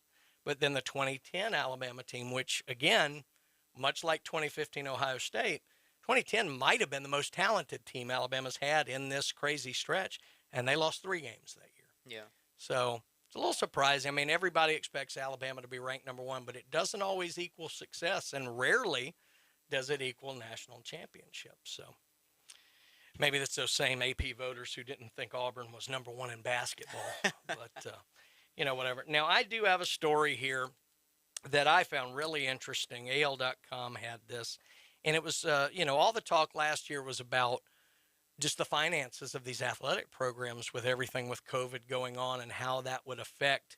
And, a lot of staffers were being either laid off, furloughed, or, had to take pay cuts or whatever. Not the hardball pay cut for lack of performance, but, just no money. Well, in an email that Alabama Athletics Director Greg Burns sent to boosters in September 2020, he actually estimated their potential financial loss to be in the $75 million range. Now, this fiscal year was the one that everyone was worried about. And that's, that's a lot for a athletic department that averages like $170 million in revenue the past 4 years. Well, the readings are in, and partly because of a bailout from the SEC, that shortfall was erased and then some. Alabama actually finished this past fiscal year $9.6 million in the black. So they ended up actually turning a profit this year, according to the financials that the school has to file with the NCAA every year. In all, Alabama Athletics made $179.8 million in revenue compared to $170.2 million in expense. Now, revenue was down about $9.5 million from the previous year, but not nearly what was expected. So Alabama would have lost $13.4 million if not for bonus money from the SEC. Now, the SEC back in May announced that it would distribute $23 million to each member institution to help offset the shortfalls. Now, at that time, the league was looking at schools possibly having an average loss of about $45 million by the pandemic. Of course, everything was theoretical, but that money obviously helped. Now, that bailout was also the difference between a deficit and a profit in other places. South Carolina, Tennessee. South Carolina was up $4.8 million. Now, the Vols, about $750,000, but hey, profit's a profit, so that's more money for the McDonald's bags. But, that's that bailout was critical, and it's good on the SEC to do that.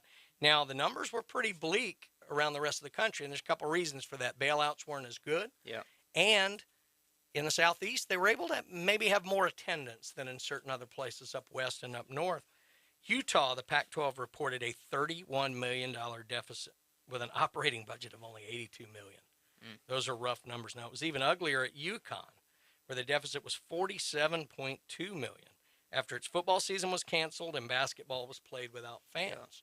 And they actually have some sports that draw revenue that a lot of schools don't, like women's basketball up there is obviously phenomenal. But that just shows even not having a terrible football team like UConn is still hurts the bottom line pretty badly. Well, and I think it also shows, how well the SEC is ran. Yes. I mean, and I think it's one of the reasons why we left the Big 12 to come over is because the SEC, it's just it's a different conference. Yeah. I don't think people really realize it until you look at stuff like this, you look at other sports, and it's not just football, obviously, but, they do an excellent job of taking care of their schools, doing the right things. They keep reserves for stuff like that.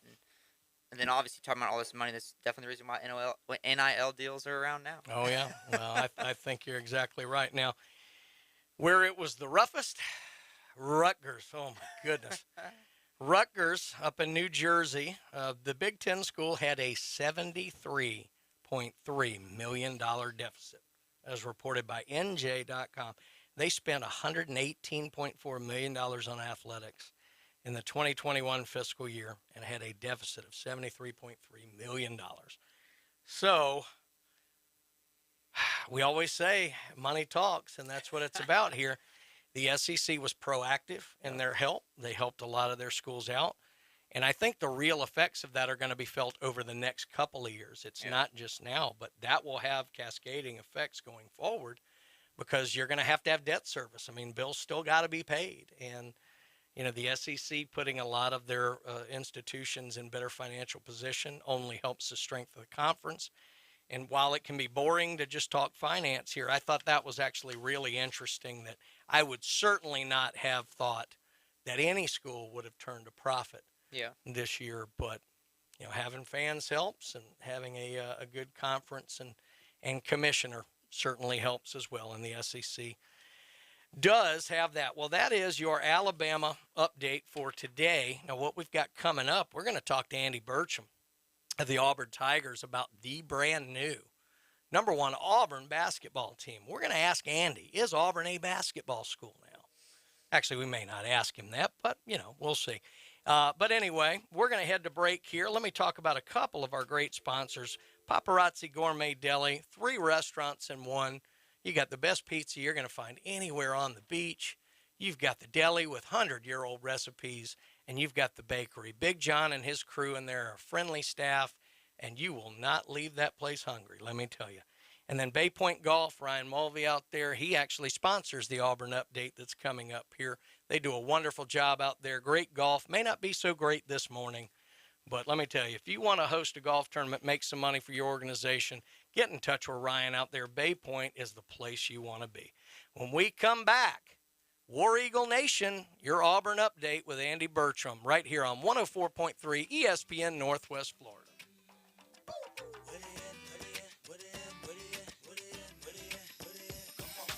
Good Tuesday morning. Low pressure coming in for the west.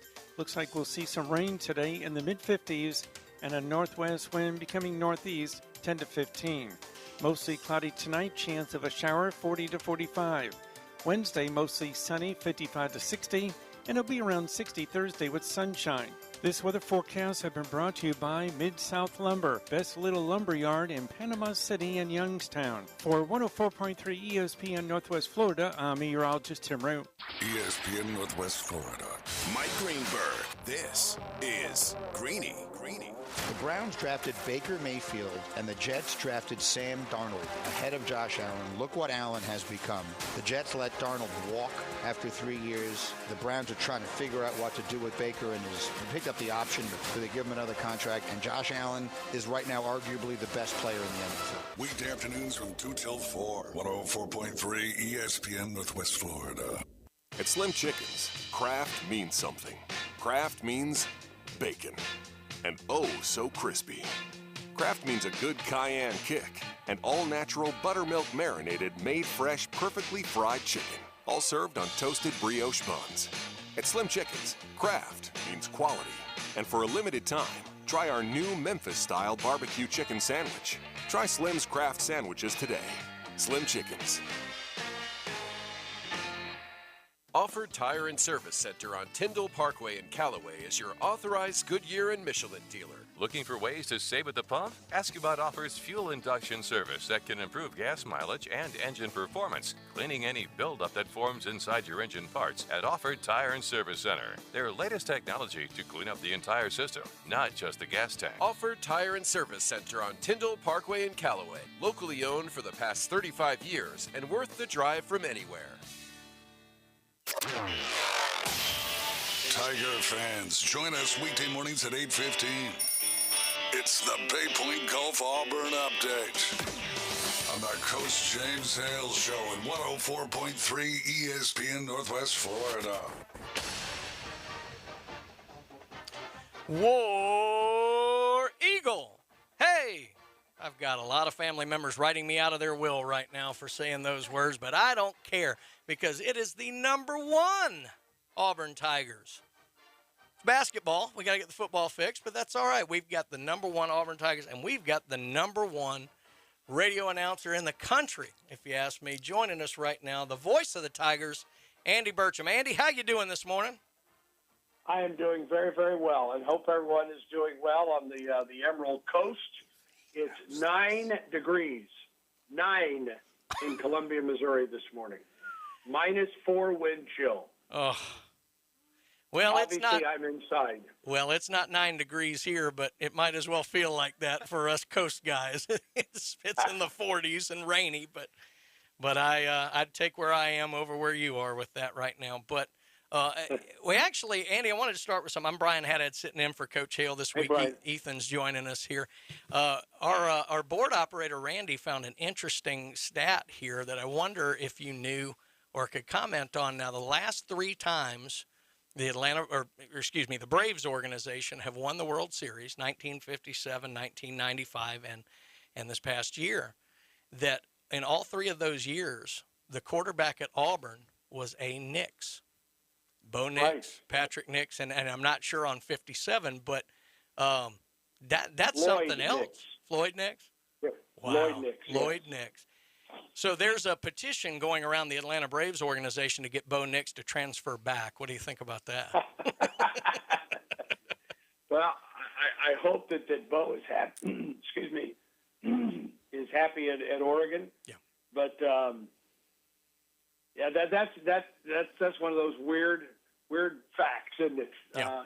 I had seen that, and that was before Bo broke his ankle against Mississippi State, and of course before he transferred to Oregon. But now the Braves are going to have to find a way to win a world championship without a Nix at Auburn. That's right. Well, that's a great stat there. Well, I tell you, obviously we're going to spend a lot of time talking about the basketball and the game of Kentucky and the upcoming game of Missouri. But real quickly, what can you tell us about new defensive coordinator at Auburn? Well, Jeff Schmedding has been on the staff, and he has been the assistant head coach, was the linebackers coach, and the defensive run game coordinator. Sorry about that, guys. No problem. But so he is familiar with this program. He's familiar with Brian Harsin. So he steps into that role as Derek Mason moves on. Zach Etheridge will be back and takes over the full secondary, and is also Auburn's recruiting coordinator. Bert Watts is on the staff for another year, and will work with the edge linebackers. He continues to be special teams coordinator, and then a couple new guys coming in, and one of them should be familiar to Auburn fans, and that is Jimmy Brumbaugh, who was a former All-SEC defensive lineman for the Tigers. He comes in and will take over the defensive line. And then Christian Robinson, who has been the linebackers coach at Florida for the last 4 years, comes into Auburn and will take over really the role that Jeff Schmedding had last year. He will be the linebackers coach, and he will take over the defensive run game for Auburn. So, Jeff Schmedding is not new to the program. He was part of the program last year. He just moves into a new role as a defensive coordinator for Auburn this year. Outstanding. Well, obviously all the talk has been on the basketball team, and it looks like the AP voters finally got their heads out of their rear ends and put Auburn where we all knew they should have been at number 1. First time in school history. Now, Andy, the environment, obviously I wasn't at the game, but I had a lot of friends that were sending me pictures and things Friday night at the Tent City and everything like that. Just kind of talk about the environment before the big game with Kentucky, and then we'll kind of dive into the game after that. The environment is what we've seen for Auburn throughout this year for home games. And it took a step up when Southeastern Conference play started. And it was ratcheted up another notch for last week against Kentucky. Listen, we all know Kentucky's is going to draw a big crowd wherever it plays. And that was the first time that Auburn students, as Bruce called it, set up Jungle City outside and camped out overnight. And folks, they brought in pizzas and beignets and coffee and all kinds. So they were at least fed well, that group. But the game itself and the build-up for the game Well, it lived up to that billing. Yes. And, you know, a lot of times you get a game like that, and the game itself doesn't live up to all of the hype that goes in. Well, it's one of the few times where it did. It lived up to everything. The atmosphere inside Auburn Arena was one of the best that I've ever been a part of in any sport, anywhere. The game itself lived up to the hype. And the Auburn family responded to that. So it was one of those games where I walked out of there after that game. Since it was an early game, it was still daylight. I walked to my car, and it's just one of those days where I just like, wow, I get to be a part of this. I got to call that game with Sonny Smith and Brad Law. It was a wonderful experience. But I will say this, guys. Mm-hmm. There is so much of this season left. And now Auburn is ranked number 1 for the first time in school history. But there's so much more out there. There is another month and a half left in this regular season. And there is the SEC tournament in Tampa and the NCAA tournament. That can't be the peak to Auburn's season, that great win against Kentucky. You've got too many big games coming up. You've got Missouri here in Columbia tonight. You have Oklahoma Saturday afternoon at 1 o'clock. Oh, by the way, Alabama comes to town a week from tonight. That's just your next 3 games. Yeah. Auburn still has more road games at Arkansas and at Georgia and at Florida and at Tennessee that it has to get ready for, and more home games. So Saturday against Kentucky cannot be the peak to Auburn season. It will be one of the highlights, to be sure, but it cannot be the peak to the season. You know, it was a great game. I mean, I was a big fan of college basketball growing up, and I'd kind of lost the game. The one and dones really had kind of soured me on basketball. This was the first college basketball game I'd watched from beginning to end in years. And you're right, the game did live up to the hype. I thought maybe Auburn came out maybe a little overhyped. They were turning the ball over early, weren't necessarily rebounding very well, but everyone's going to talk about the injury to Washington, and that was big because he's a big player for Kentucky. But the adjustments Auburn made at halftime, they defended way better. They rebounded significantly better, found better shots. I mean, just kind of talk about the evolution of the game from being down double digits to really pulling away down the stretch.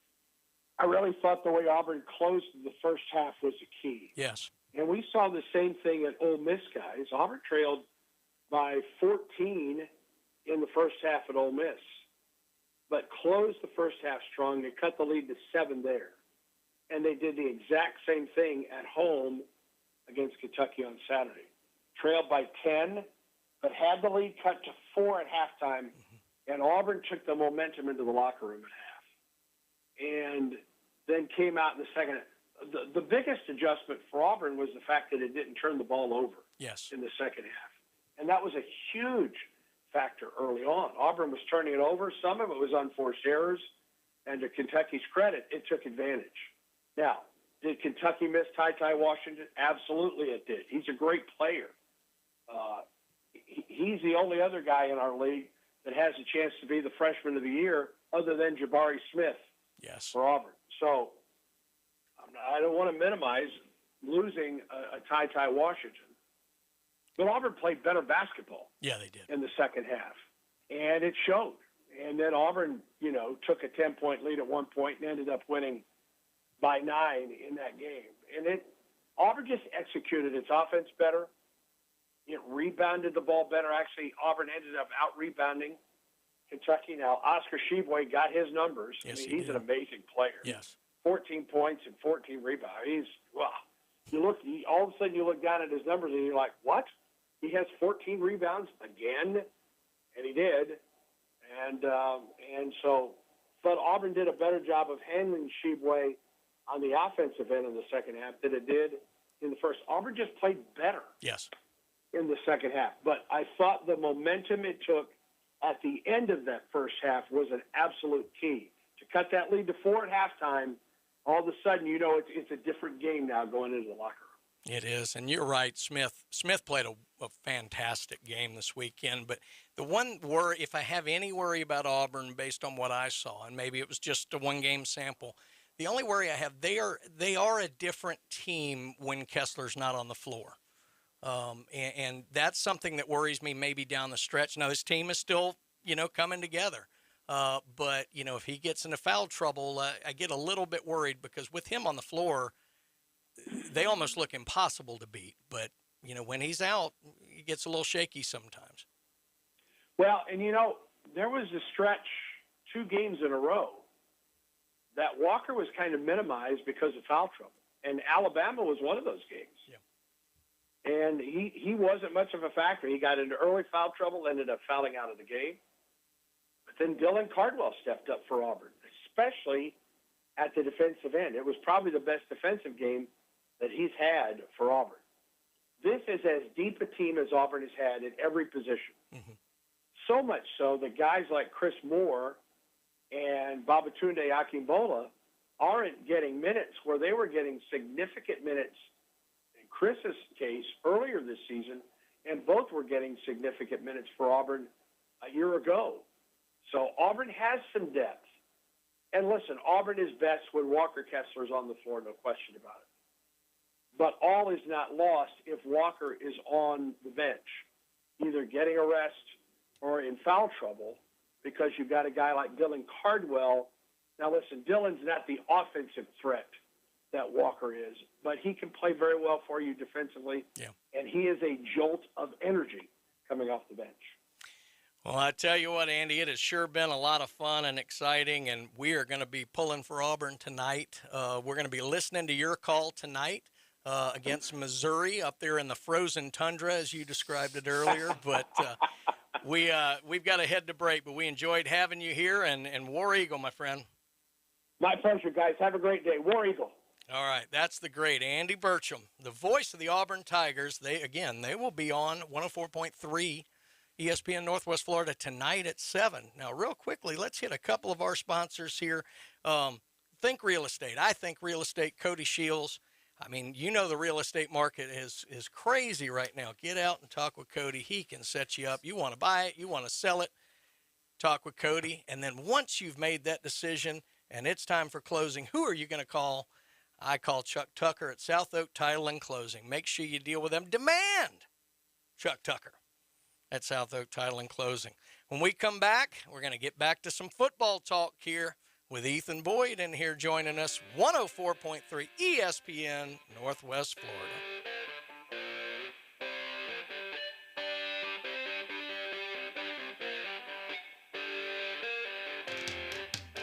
The new app from ESPN Northwest Florida has up-to-the-minute sports news, interaction with local hosts in real time, easy download and no credit check, live streaming, real-time traffic and programming schedules, 40 miles per gallon, rack and pinion steering, leather interior, and built-in alarm clock.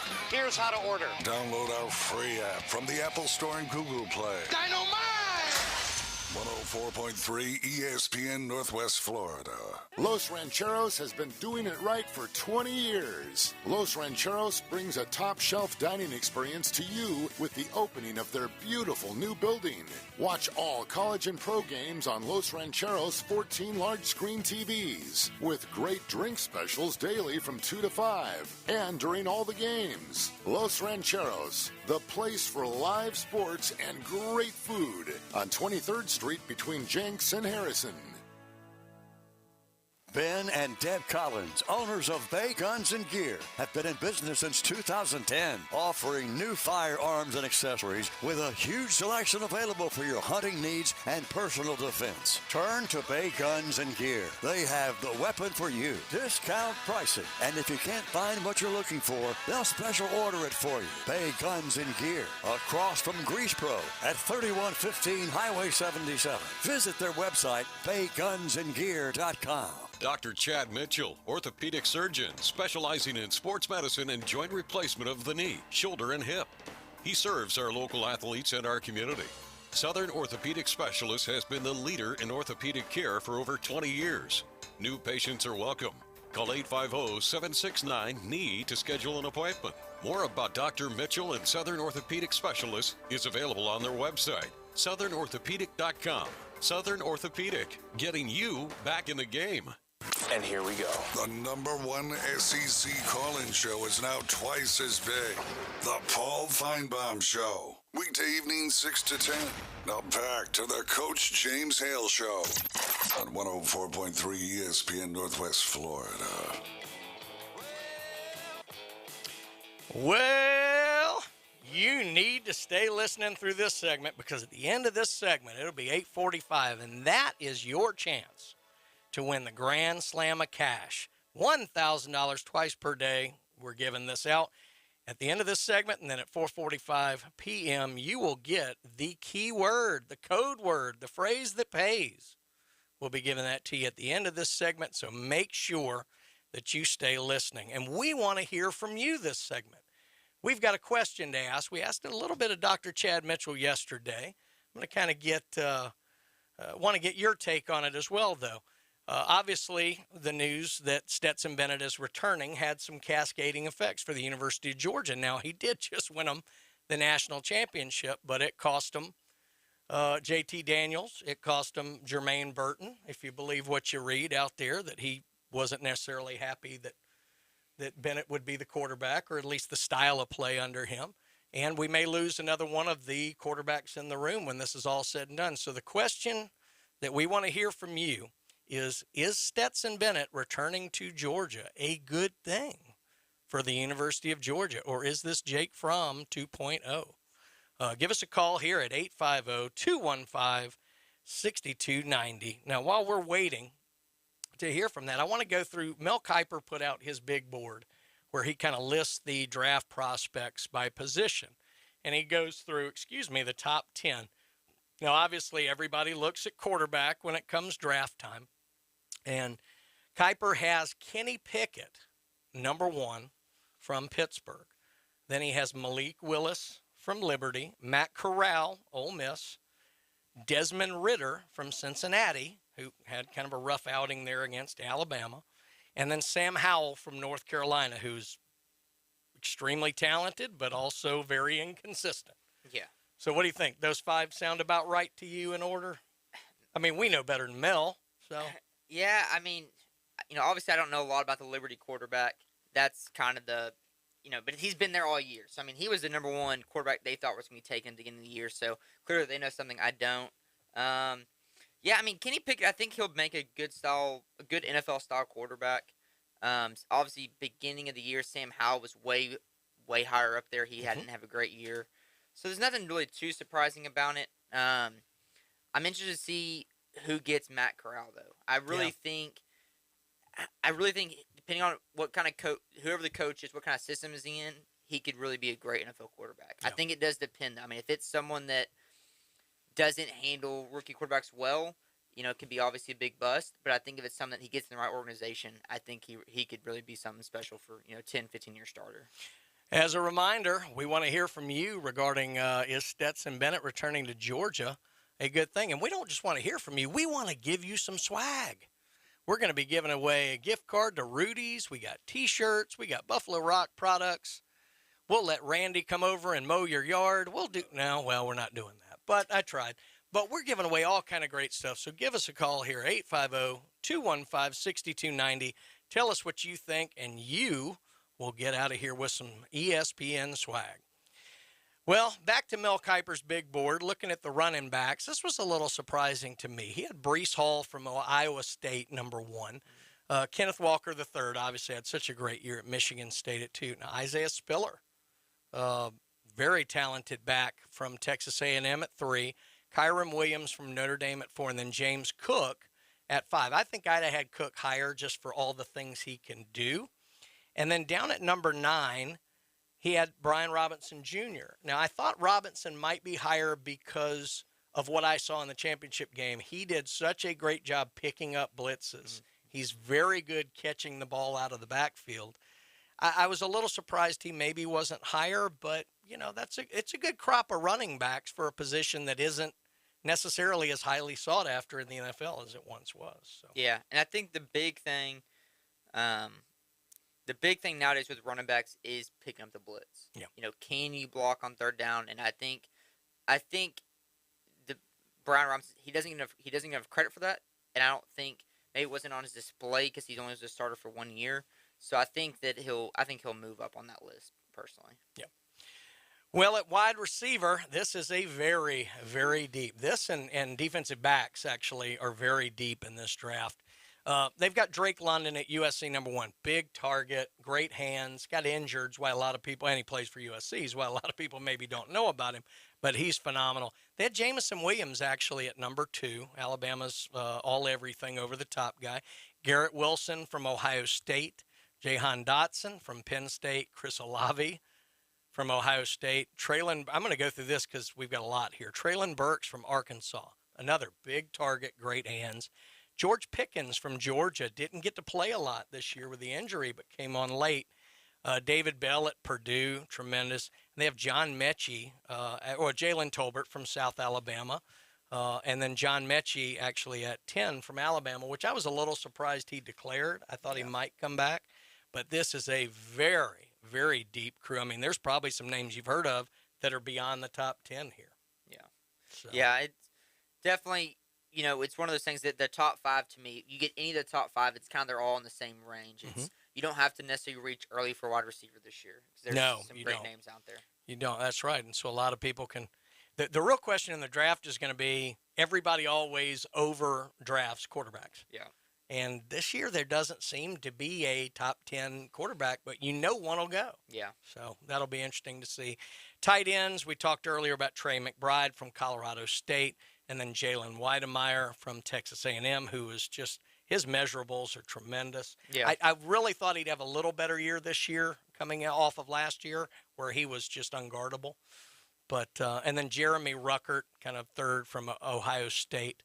Now moving on to offensive tackle. We've got Evan Neal from Alabama. Ikem Ekwonu. I have no idea if I said that right, but he's getting a lot of talk. He may even go over Neal from NC State. Charles Cross from Mississippi State. Of course, he had to do a lot of pass protection there for Mike Leach's offense and keeping Will Rogers on his feet. Trevor Penning from Northern Iowa and Nicholas Petit-Frere from Ohio State. So this is truly a world game here. But obviously, it's a little. I mean, I guess it shouldn't be surprising that you've got 2 of the top 3 in the SEC. But big tackles, you've always thought more Big Ten. Yeah. Kind of the big uglies, as they call them. Iowa, some Wisconsin in there. Right. At guard, Zion Johnson at Boston College. Kenyon Green from Texas A&M in at #2. Then a couple more SEC guys, Darian Kennard from Kentucky and Jemery Salyer from Georgia. And then they have Justin Schaefer also from Georgia down at 10. So Matt Luke's offensive line going to be well represented in this draft, it looks like.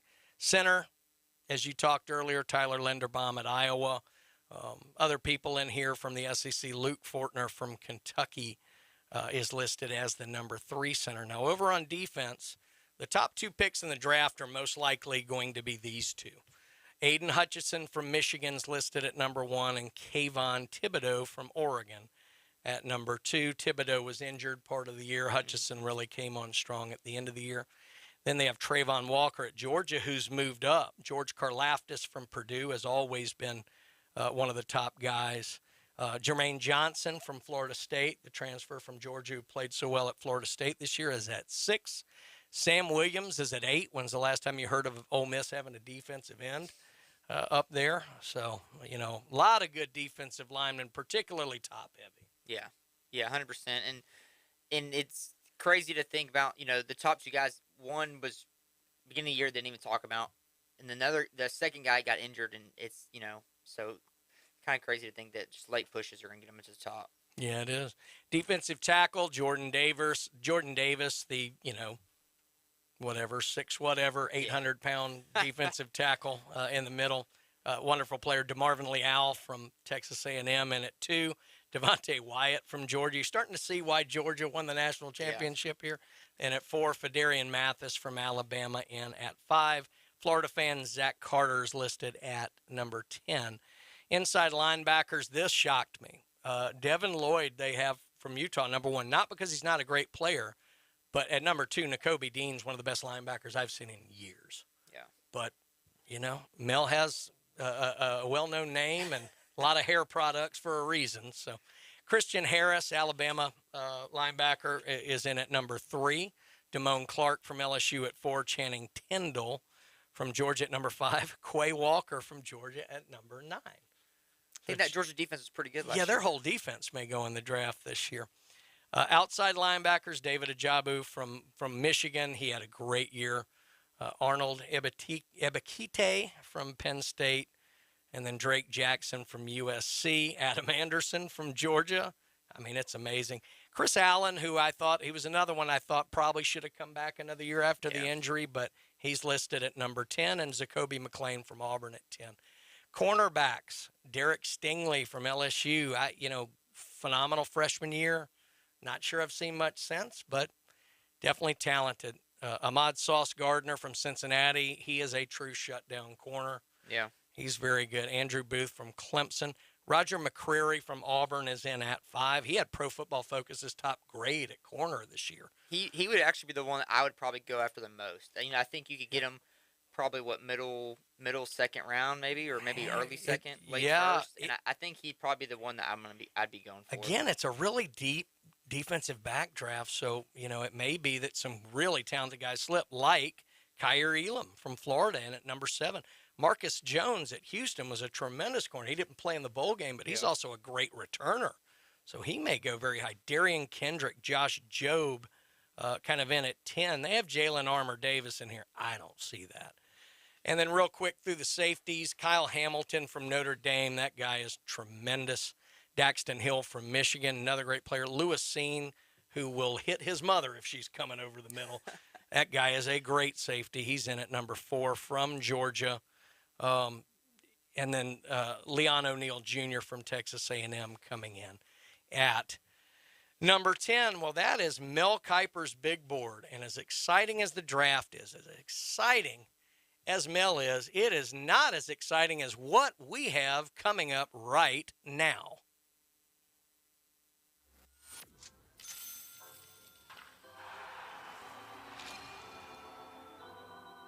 Today's phrase that pays, the code word you want to know, is O. O-W-E. O. Good Tuesday morning. Low pressure coming in for the west. Looks like we'll see some rain today in the mid-50s and a northwest wind becoming northeast 10 to 15. Mostly cloudy tonight, chance of a shower 40 to 45. Wednesday, mostly sunny, 55 to 60, and it'll be around 60 Thursday with sunshine. This weather forecast has been brought to you by All About Garage Doors, your garage door repair specialist. For 104.3 ESPN Northwest Florida, I'm meteorologist Tim Root. ESPN Northwest Florida. The Dan Patrick Show, weekdays from 9 till 11. The Dan Patrick Show. I just felt like, when you're the number 1 seed and you go into those kind of games and you're facing somebody who has been, clawing just to get into the postseason, and then you get to Lambeau, and I thought, okay, Green Bay scores right away, and I go, okay, good. They're not going to take their foot off the accelerator. They're in playoff mode. And then that was it. The Dan Patrick Show. 9 to 11 on ESPN Northwest Florida. Have you been to Gin Gin Super King Buffet? It's not your average Gin Gin. Well, here's what you're missing. Gin Gin Super King Buffet has competitive pricing, a great selection, extensive buffet options perfect for family dining. Menu options also include top quality seafood, hibachi and sushi bar, or select their mouth-watering crab legs by order. Bring the family out to Gin Gin Super King Buffet, located next to Wonderworks at 9802 Front Beach Road on Panama City Beach. Let All About Garage Doors service your garage door today. All About Garage Doors has 24/7 service at no extra charge. Right now at All About Garage Doors, they will service your garage door starting at $99. And that comes with a free set of rollers. Yes, you heard right. They'll service your garage door starting at $99 plus a free set of rollers. Call All About Garage Doors now. 850-842-9188. Veteran owned and operated. Now back to the Coach James Hale Show. I'm not prepared. I really am not prepared at all. I hope you won't judge me on one email I sent 10 years ago. My apartment smells of rich mahogany. Live from the J. Michael Studio. Now that's a spicy food. 104.3 ESPN Northwest Florida. And welcome back to the James Hale Show. Brian Haddad sitting in here again today, and joined by Ethan Boyd from Rudy's.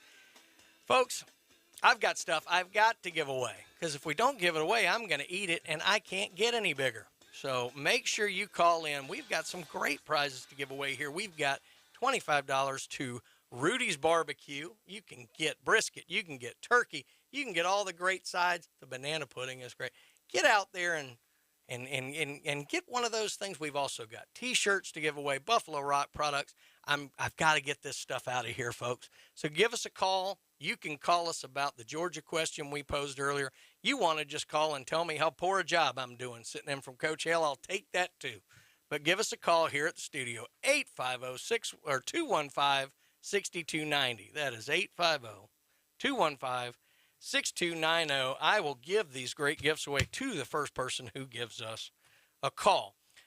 Now, FSU, let's cover a couple of things, because FSU is getting ahead of the game. Mike Norvell takes his recruiting very seriously, and FSU is getting out and making some offers to some 2024 and 2025 recruits. FSU has now offered 2024 defensive lineman Nigel Smith II. He is 6'4", 245 pounds, out of Melissa, Texas. He's currently ranked the number 2 defensive lineman, number 19 overall recruit. Now, his offer list includes schools such as LSU, Notre Dame, Ohio State, Texas. So basically all the big guys are looking at Nigel Smith, and FSU has offered him, and here's every hope that he ends up in Tallahassee. Another 2024 prospect has been offered by FSU, edge lineman Booker Pickett Jr., 6'3", 195, out of Tampa, Wharton School down there in Tampa. He's listed right now as the number 87 overall recruit, the number 6 edge rusher. Ole Miss, Georgia, Boston College, UCF have all offered. Again, this is 2024, so more offers will come in. But one thing that may be working against FSU here, Booker Pickett Jr. is the son of Booker Pickett Sr., who played ball at the University of Miami. So we will have to see how that goes, but FSU has made him an offer. FSU is even getting into the 2025 class. FSU is the first team to offer 2025 wide receiver Kobe Howard. Now, Kobe Howard is a Panhandle product out of Pensacola Catholic, 5'11", 175 pounds, but folks, he just finished his freshman season at Pensacola years Catholic. to grow. Yes, he does. Auburn and Georgia have been showing strong interest in this player as well. So another guy. Now listen to his stats as a freshman in high school. You got to figure this 14, 15-year-old kid, 70 catches, 808 yards, and 8 touchdowns as a freshman. There are a lot of high school teams that don't throw the ball that much the whole year, much less to one player. So Kobe Howard, wide receiver, FSU first on the board to offer him. A lot of times that weighs in recruits' minds. So let's hope that has something to do and he continues to develop his skills based on what we saw early from him. Florida State football also has now officially announced that transfer running back Trey Benson is officially a member of the football team and enrolled. Now, he came from University of Oregon, where they also got wide receiver Micah Pittman. But Trey Benson, running back, originally from Greenville, Mississippi, out there in the Delta, the Mississippi River, 6'1", 215 pounds, big bruising back. He was ranked the number 21 running back coming out of high school in the 2020 class before going to Oregon. Now, he was injured in the 2020 season, played sparingly this past year, but there's a lot of hope that he can kind of get back some of the promise he had in high school now that he's kind of healed and recovered, and really be a solid addition to what's looking like a great group of transfers. Yeah, they have him. So they did a rankings, the top 10 rankings, and they actually have Florida State as number 5. Right, currently is the transfer portal. So there's, I mean, sometimes that's. Look at Michigan State this past year. I mean, you can have success going that route if you can't get the recruits in and stuff like that. Absolutely right. And then just a little more FSU news. FSU ended up. They are going to start the season ranked number 12 in the college Baseball America's poll. Of course, college baseball has about 37 polls, I believe. But FSU is ranked number 12 right now in that poll. And it's, I believe Texas is number 1. SEC, as you would expect, is all over the top 10. I think they have 2 or 3 of the top 5. I know Virginia is ranked up there in the ACC as well. So baseball in the South, obviously a big deal. FSU is going to start the season ranked number 12. Now, this may be the question I should have asked, and we're going to talk a lot about this tomorrow, and this is going to pique Randy's interest behind the board here. But I want to end with this, and Ethan, kind of get your thoughts. Today is the day that my least favorite group of human beings, even over the United States Congress, the Baseball Writers Association of America, will once again stick their noses up in the air and get on their high horse and try and tell us who belongs in the Baseball Hall of Fame. And there's a lot of worry this year that for the second year in a row, we're not going to have anybody get in on the writer's ballot. Now, this is the last year. This is the last year of eligibility for some very controversial picks, and quite frankly, the first year of eligibility for a few.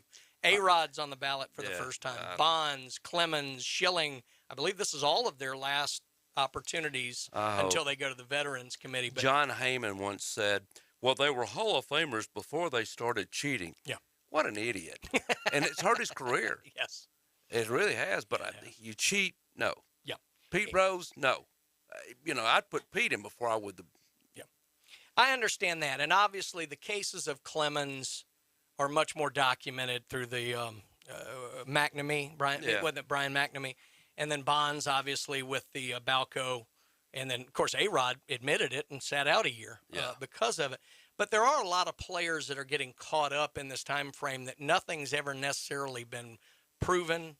And it is kind of difficult when you're going on just supposition. So now, wait a minute. Barry Bonds' head. No, I'm not talking about Bonds. And feet got bigger. Not talking about Bonds. Somebody told me, well, you worked out. You don't work your head and your feet out. But I know. But more the marginal guys normally. And Andrew Jones, who's got tremendous numbers. But was he ever really considered one of the great players? He was the greatest center fielder of his generation. I think his so too. problem, he didn't finish his career off. He signed that contract with L.A., and it was like his career just stopped. Yeah. You have to finish your career off to get in the Hall of Fame. Should he get consideration? Absolutely. Yeah. Nobody other than Willie Mays has ever played center field better. Yeah. Andrew's the biggest one to me that sticks out. Ortiz is probably going to get in. I'm not sure that I agree with that. Ortiz was such a character, was such a entity. He had such personality. I mean, he was a great ball player. Yeah, well, he's a great hitter. Right. Well, exactly. But I think he benefits from what Andrew Jones suffers from. He was a big personality in a great market. Yeah. Well, and he has been mentioned on some of those reports. Right. That's the other hard thing with Ortiz is, he's kind of in there. Billy Wagner, not so sure about. I've never been great on closers. Bobby Abreu's getting some momentum. Now, he's another player. I know you got something to say. I got one thing to say. Go ahead. Go ahead. Okay. Bruce Sutter should not be in the Hall of Fame. I know I'm going to make some people mad. If somebody does something you did twice as good, 300 saves to 600, remember what it was for Mo, you don't believe in the Hall of Fame. I agree. No. And it's not like Sutter was pitching at a time where everybody was throwing complete games. No. They were already starting to transition out of that well before Sutter. And he had that one pitch and it tore. I remember he signed with the Braves, big contract, and that split finger destroyed his arm. And he was pretty much done. He came back, but he was never as good. Ethan, what do you think? We're going to talk about this tomorrow. Yeah, I would. I mean, to me, Pete Rose, if you're gonna he would be the first one for sure. Yeah. Right. His wasn't, steroids. Steroids to me it's a no-brainer. different conversation. But no, I definitely don't think most of them deserve to get in. Here's the one thing I got to say about Pete Rose. I'd put him in before I would the steroid people. Yeah. However, what Pete did, he did after his playing career was over. Correct. You should put him in as a player. Because he didn't start gambling on games that they have found until his career, which is what he should be put in for, is over. So, folks, this is what's known as a tease, because tomorrow, and Randy's going to be smiling from ear to ear because we're going to have a lot of baseball talk, because I'm saving some of my thoughts for tomorrow, and we may have some good old hot take argument radio for you tomorrow. But you got to come back tomorrow to hear that. So we will be here 7 a.m. tomorrow on the Coach James Hale Show, 104.3 ESPN, Northwest Florida. We're not just a football show. No. We can talk everything. Have a good day. Hopefully it stops raining for you.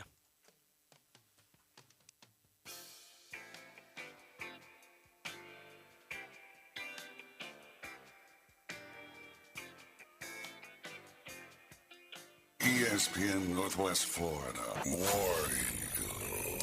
Auburn basketball returns to the Auburn Sports Network. For the two-hand slam. Stuffs it home for the circle. Smith, yes. Tuesday, the Tigers are back on the road at Missouri. For three, yes. Steps into a three. Bang.